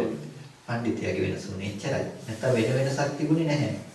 හට ගන්න පැත්තෙන් ගත්තොත් එහෙම දෙන්නට පෙන්නලා තියෙන එකම සිද්ධිය. ඒක නිසා අපි රහතන් වහන්සේ නමකුත් ওই රූප බලන්න කියයි. හැබැයි ඒක රහතන් වහන්සේගේ පැත්තෙන් කවදාවත් රූපේ වෙලා අපි කියයි ওই ගහ අඳින්නේ හොඳ ලස්සනට ගහ නැත්තම් කොහොමද ගහ ඇඳි කියලා. නමුත් රහතන් වහන්සේ කවදාවත් පේන්ට් කරලා තියෙන විදිහට ගහ ඇඳලා නැහැ. අපි ගස් අඳිනවා. අපි පේන්ට් කරලා නැහැ. එතකොට හැම වෙලාවකදීම ওই කාරණාව දකින මට්ටම් කීපයක් ගැනයි එතකොට හැම වෙලාවකදීම මේ කතා කරන්නේ. එතකොට අනාගාමී ආදර්ශ කෙනෙක් රූපේ පිළිසිඳ දකින්න කියන්නේ අතන රූපය කියලා කියන්නේ නාම ධර්මනේ කියන්නේ රූපේ දැනගන්න බෑනේ නාම ධර්ම නැතුව ඒ බව ප්‍රත්‍ය කියන්නේ හොඳටම දකින්න හින්දාද හොඳටම ප්‍රත්‍යක්ෂ කරලා කවදාවත් ගහ වඳ ගන්න නැති මට්ටම. කවදාවත් රූපේ තියෙනවා කියලා හිතන්නේ නැති මට්ටමක් තියෙනවා. දැන් නුවණින් පිරිසිඳ දැකලා අපි අද රූපේ විඳින්නේ ස්කන්ධ ටිකක් ඇති තැනක අපි හදාගෙන විඳින තැනකින් විඳින්නේ. අපි විඳින්නේ නාම ධර්මතා ටිකක්. නාම ධර්මතා ටික විඳින අපි තියෙන දේ විඳින්නේ අද. එළිය ඇති දේ විඳින්නේ. එළිය ඇති දේ විඳින මට්ටම තමයි හැම වෙලාවකදීම පුතඥන භූමිය වෙන්නේ. කාම භූමිය. එළිය ඇති දේ විඳිනවා. එතකොට අනාගාමී ආරයන් වහන්සේ ඇති දේ විඳින්නේ නැහැ කවදාවත්. අනාගාමී ආරයන් වහන්සේට පේන්ට් එක පේනවා. බිත්තිය පේන්නේ නැහැ නමුත් පේන්ට් එක පේනවා හැම වෙලාවකදී. ඒ උන්වහන්සේට එළඹ සිටි නුවණක් තියෙනවා. රූපේ රැවටෙන්නේ නැති වෙන්නේ එළඹ සිටි නුවණක් තියෙනවා. සම්පූර්ණම රූපයෙන් මිදිලා. ඒකයි ආයේ එන්නේ හේතුව නැත්තේ. කාම භූමියට එන්නේ හේතුව නැත්තේ ගහෙන් මිදිලා. ගහ කියන තැන හොඳටම දැක්ක පේන්ට් එකක් දැක්ක මේකයි අරගෙන ගාලා තියෙන්නේ කියලා දැක්ක දැන් ගහ පේන්නේ නැහැ. පේන්ට් එකමයි පේන්නේ. හැම වෙලාවකදීම පේන්ට් එක පේන්නේ. ඒ වගේ හැම වෙලාවකදීම දැන් පේන්නේ ඒකේ ඇති යථා ස්වභාවය. එතකොට හැම වෙලාවකදීම දැන් අනාගාමී ආරයන් වහන්සේ ඒක නිසා නුවණින් රූපයෙන් මිදලා ඉන්නේ. එතන නුවණට කවදාවත් ආයේ රූපය හම්බෙන්නේ නැහැ. නාම ධර්මතා ටික හම්බෙනවා මිසක. ඒ කියන්නේ මෙන්න මෙතන පවතින ස්කන්ධ ටික අනාගාමී ආරයන් වහන්සේට හම්බෙනවා. මේ ටික නිරුද්ධ වූ තැනකයි මේ ටික හදාගත්තේ කියලා පේන්නේ නැහැ. හැම වෙලාවකදීම තමන්ගේ පැවැත්මට හේතුව පේන්නේ නැහැ. එතකොට මෙතන පවත්තන නුවණ පේන්නේ මේ ටික නිරුද්ධ වුණ තැනක තමන්ම නිරුද්ධ වූ බව පේන්නේ නැහැ හැම වෙලාවකදීම. තමන් ජීවත් වෙලා තියෙනවා. හැබැයි රූපෙන් මිදිලා. රූපේ පැත්ත වැරදිලාවත් රූපේ පැත්තට යන්නේ නැහැ. ආයේ රූපෙට යන්නේ හේතුව නෑ අනාගාමී ආරයන්වහන්සේට. එතකොට ඒ පැත්තට පෙන්නේ. නමුත් අවසර ඒ කියන්නේ අනාගාමී ආරයන්වහන්සේ දකින්නේ හැම පංච උපාදානස්කන්ධෙන්ම තමන්ගෙන් තොර වෙන දෙයක් දකින්නේ නැහැ. ඔව්. හැම පංච උපාදානස්කන්ධය ඒ මොහොතේ තමන්මයි දකින්නේ. අපි තමන් නොදැක තමන් දකින්න තැනකින් අපි බාහිරින් දකිනවා තමන් කියලා හිතලා. ඔව්. බාහිරින් දකිනවා තමන් කියලා දකින්න තැනක වෙනස් සිද්ධියක් අපි දකිනවා. මවාගත්ත හිතේ හදාගත්ත සිද්ධිය අපි එළියෙන් දකිනවා පුද්ගල බවක් විදිහට. එතකොට අනාගාමී ආරයන් වහන්සේට මෙන්න මේ පුද්ගල බව නැතුව හැම වෙලාවකදීම තමන් කියලා හදාගත්ත ස්කන්ධ ටික දකිනවා. හැබැයි මේ ස්කන්ධ ටික තමන් වෙච්ච බව තාම මිදිලා නැහැ. ස්කන්ධ ටික තාම තමන් වෙලා. හැබැයි තමන් වූ ස්කන්ධ ටික දකින නිසා එළියේ තියනවා කියන මෝඩකම නැති වෙලා තාම තමන්ගෙන් මිදිලා නැහැ. ඒක නිසා ඇති බවට හම් වෙනවා තමන්ම. රූපේ පැත්තට යන්නේ නැහැ. ඒක නිසා තමන්ගේ පැත්තේ විපාකෙකට විතරයි යන්න පුළුවන්කම තියෙනවා. අසල සංඥා සක්කායටි ප්‍රහාණයේදී දහදියා අපේ සංඥා අධික බලනවා කියන විදිහට හැම වෙලාවකදීම ගහ නැති කරගන්න තැන. සක්කාය දිට්ඨිය දුරු කරගන්නවා කියන තැනදී ගහ සම්පූර්ණම නැති වෙන තැන නෙමෙයි. අපිට ගහ නැති වෙන එක තුල හැම වෙලාවකදීම ගහ ඇති බවට හම් වෙන තුල ගහ විඳින තමන්වත් තියෙනවා. ගහමයි තියෙන්නේ කියන තැනකුත් තියෙනවා. බාහිර වස්තුව ඒ කියන්නේ තන් ජීවන් තන් ශරීරම් කියන තැන හැම වෙලාවකදීම ඒකම පුද්ගලයා කියලා හිතනකම. එතකොට දැන් ගහ අප්‍රාණයෙන් දැන් ඔක සප්‍රාණික දෙයක් අඳින්නකො දැන් අපි හිතමු රූපයක් අඳිනවා කෙනෙකුගේ. ඒ කෙනෙකුගේ රූපය ඇඳලා පස්සේ අපි හිතනවා ඒ රූපය අරබය මේ කෙනාමයි මේ දකින්නේ කියලා. එතකොට ඒ රූපය කෙනෙක් හැටියටයි අපිට හම්බෙන්නේ. ඒ රූපෙම කෙනෙක් හැටියට හම්බෙන බවට කියනවා සක්කාය දිට්ඨිය වැසගෙන කියලා. දැන් අප්‍රාණ දෙයක් ඇඳත් ගහ අඳින තැනකදී අපිට එතකොට මේ ගහ විඳින තමන්ම හම්බෙනවා. එතකොට මේ මාව නියෝජනය කරලා තියෙන්නේ මේ පෙනෙන රූපායතනය තුල තමන්ව නියෝජනය කරලා තියෙන්නේ. අපිට කණ්ණාඩිය ළඟට ගිහිල්ලා දැක්කනම් තමන්ගේ රූපේ කියලා එකක් හෝ මේ ඇහැට පේනවා නම් තමන්ගේ රූපේ කියලා එකක් මේ මමත්වයේ තමයි ස්ථාවර කරගන්නේ හැම වෙලාවකදීම. එතකොට හැම වෙලාවකදීම දැන් ගහ පෙනෙන තැනක මෙහි වැඩෙන්නේ සක්කාය දිට්ඨිය. සක්කාය තමයි පංච උපාදානස්කන්ධය. හැම වෙලාවකදීම සක්කාය කියන තැන තමයි නියෝජනය කළේ පේන්ට් එක කියන තැන. එතකොට පේන්ට් එක ඇති තැනක අපි විඳින්නේ ගහ වූ දෙයක් එළියේ තියෙනවා කියලා.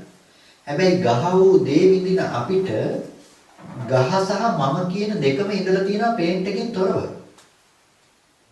විඳින ගහ සහ මම කියන දෙන්නම ඉඳලා තියෙනවා පේන්ට් එකෙන් තොරව. එතකොට ගහ සහ මම කියන මේ දෙකම අපි හදාගෙන ඉඳලා තියෙන තැනක් තියෙනවා. එතකොට ඔන්න ඔය මට්ටම දුරු වෙනවා සෝවාන් ආරයන් වහන්සේට සක්කාය දිට්ඨිය දුරු වෙනකොට. හැබැයි සම්පූර්ණම අතරින් මිදිලා නැහැ. උපාදානස්කන්ධ ටික කියන එක ගහෙන් මිදිලත් නැහැ. උපාදානස්කන්ධ ටිකෙන් මිදිලත් නැහැ. එයා යම් තරමකට උපාදානස්කන්ධ ටික දකිනවා. උපාදානස්කන්ධ ටික ඇති තැනක මම උපද්ද ගන්න දෙයකුයි ගහ කියන එක දකිනවා. දකින නිසා මේ ගහ කියන එක තුල මේ මමමයි ගහ දකින්නේ කියලා මේ රූපේ Taman කියන මේ හැඟීම දුර වෙලා. කෙනෙක්ගේ සජීවී දෙයක් කියලා අපි එළියේ දකින රූපායතනේ ඒකමයි පුද්ගලයා කියන බවලුත් මිදිලා. එයා දැකලා තියෙනවා පේන්ට් එක ඇඳට පේන්ට් එකේ තියෙන තැනක ගහමම විඳිනවනේ කියන තැනක ඉන්නවා. ඒ කියන්නේ පේන්ට් එකක් තියෙනවා පේන්ට් එක ඇති තැනක මම ගහත් විඳිනවනේ කියන තැනකින්.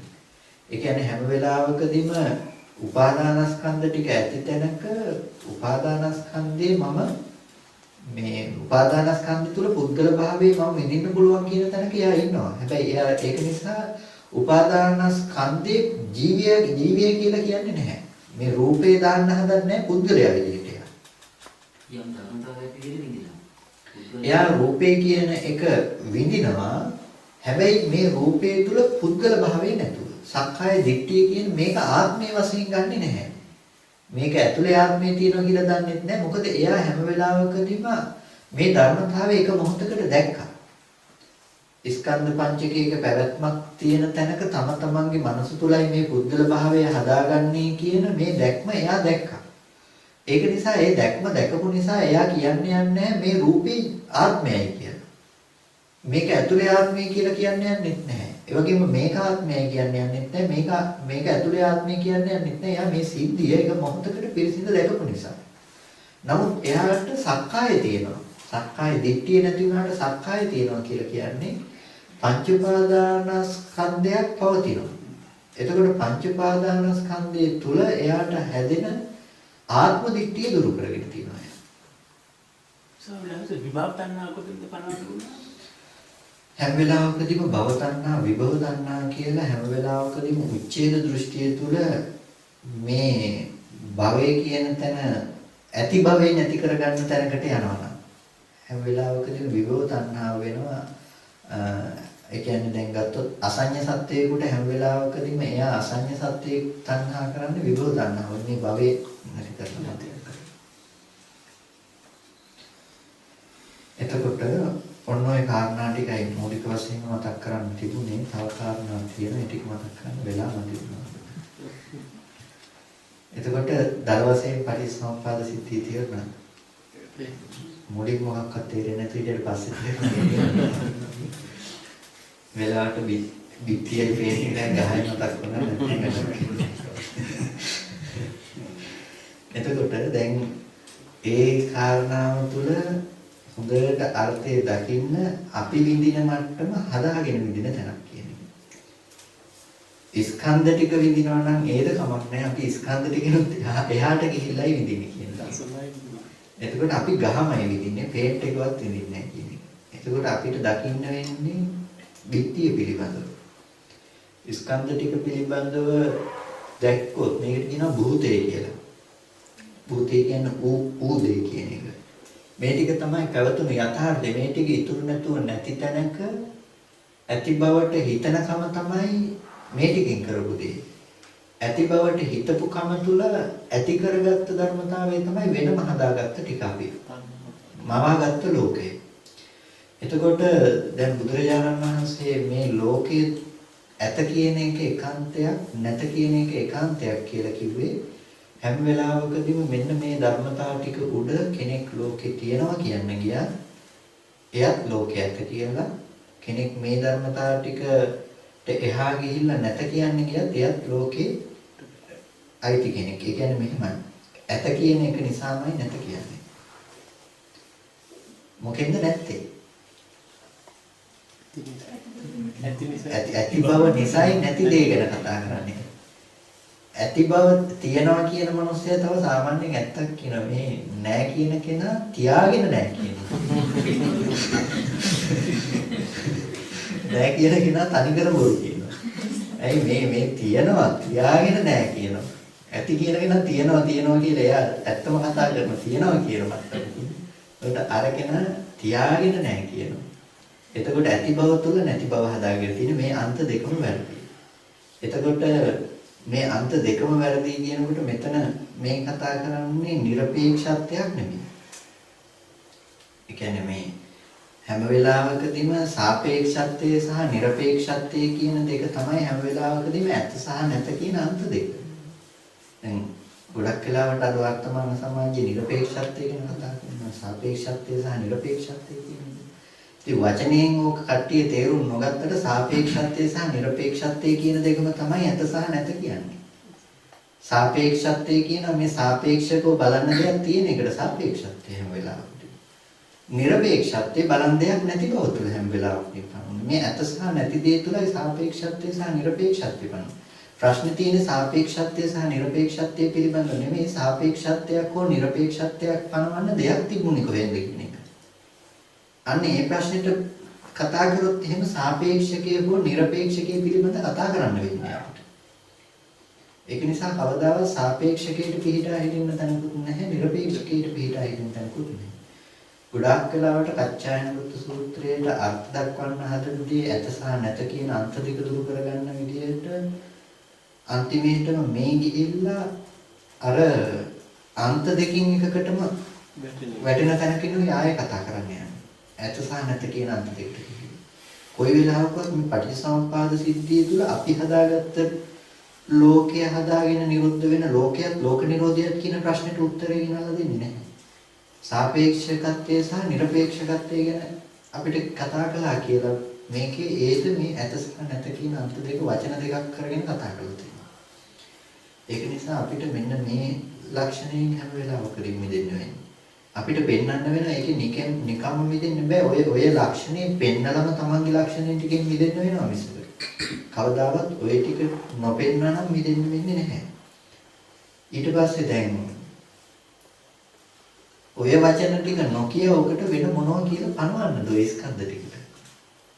ඒක නිසා දැන් සමහර විට කෙනෙක් තර්ක කරන තර්කයක් නේ දැන් ඔය පරණ දේ නැතුව ඔක අලුත් ජීවිතයෙන් පෙන්වන්න බෑද කියලා.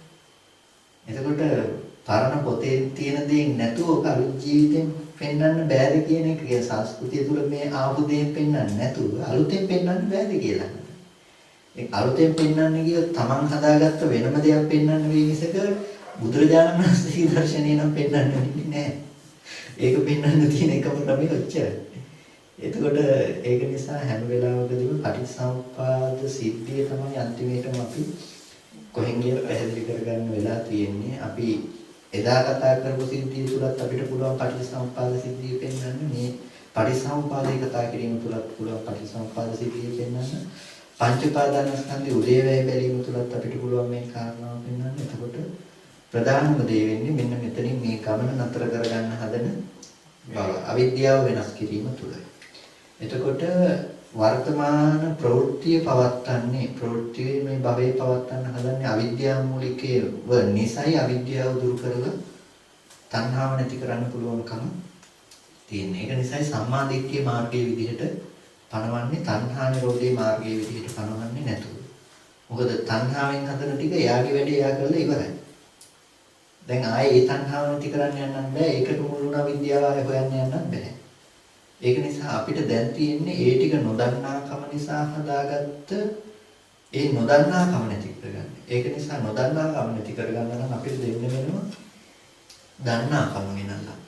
ඒක නිසා තමයි විද්‍යාව කියන දේ හැම වෙලාවකදීම පෙන්වන්නේ.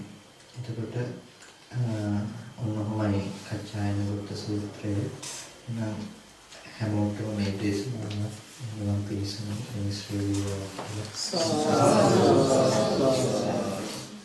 හොඳයි කල්පනා කරගන්න අද දවසේදී යෝනිසෝ මනසිකාරාදී පවත්තලා වටිනා කුසලයක් සිදු කරගන්නට යෙදුනි. මේ ਸਰව ප්‍රකාරයෙන්ම සිද්ධ කරගත්ත කුසලය අපි අනුමෝදන් කළ යුතු අයට අනුමෝදන් කරනවා. පළමුවෙන් මේ සීල කුසලය අපි හැම දිනකටම අර්ථයෙන් ධර්මයෙන් අනුශාසනා කරන ධර්මාචාර්ය අවසරයි මාංකඩවල සුදස්සන ස්වාමීන් වහන්සේට අවසරයි මාංකඩවල නන්දනපුර ස්වාමීන් වහන්සේට අනුමෝදන් කරනවා. ස්වාමීන් වහන්සේලා දෙනමතම මේ සීල කුසලය උතුම් නිවනින් සැනසීම පිණිසම හේතු උපනිශ්‍රේ වේවා කියලා. ඒ වගේම මේ සීල කුසලයේ ඉෂ්ඨකාරකයන් දේවගණ සමූහයක් වෙන සීල දෙවියන්ට අනුමෝදන් කරනවා. සීල දෙවියන් මේ පින් අනුමෝදන් වෙත්තා. දෙවියන්ටත් උතුම් නිවනින් සැනසීම පිණිසම මේ කුසලය හේතු පාරමිතාවක් වෙත්වා කියලා. ඒ වගේම මේ හැම දිනම මේ පරිලෝකීය සීල ඥාතීන්ටත් මේ පින් අනුමෝදන් වෙත්තා. ඒ ඥාතීන්ටත් ප්‍රාර්ථනීය බෝධියකින් උතුම් නිවනින් සැනසීම පිණිස මේ කුසලය හේතු පාරමිතාවක් වෙත්වා කියලා. හැම දිනකටම මේ සීල කුසලයේ සහ සම්බන්ධ වූ සීල ගුණාතුරත් දුක් නිරෝධී සුවපත් භාවයේ චිරජීවනයේ පිණිසත් ගොරකටු භයංකර දුක් සහිත සසරෙන් ඈතරව ලබන අමෘත මහා නිර්වාණ සුවය සාක්ෂාත් කර ගැනීම පිණිසත් මේ කුසලය හේතු පාරමිතාවක් වෙත්වා කියලා. අභිවාදන සීලස්ස චාමග්ගාපචායන සක්කාරෝ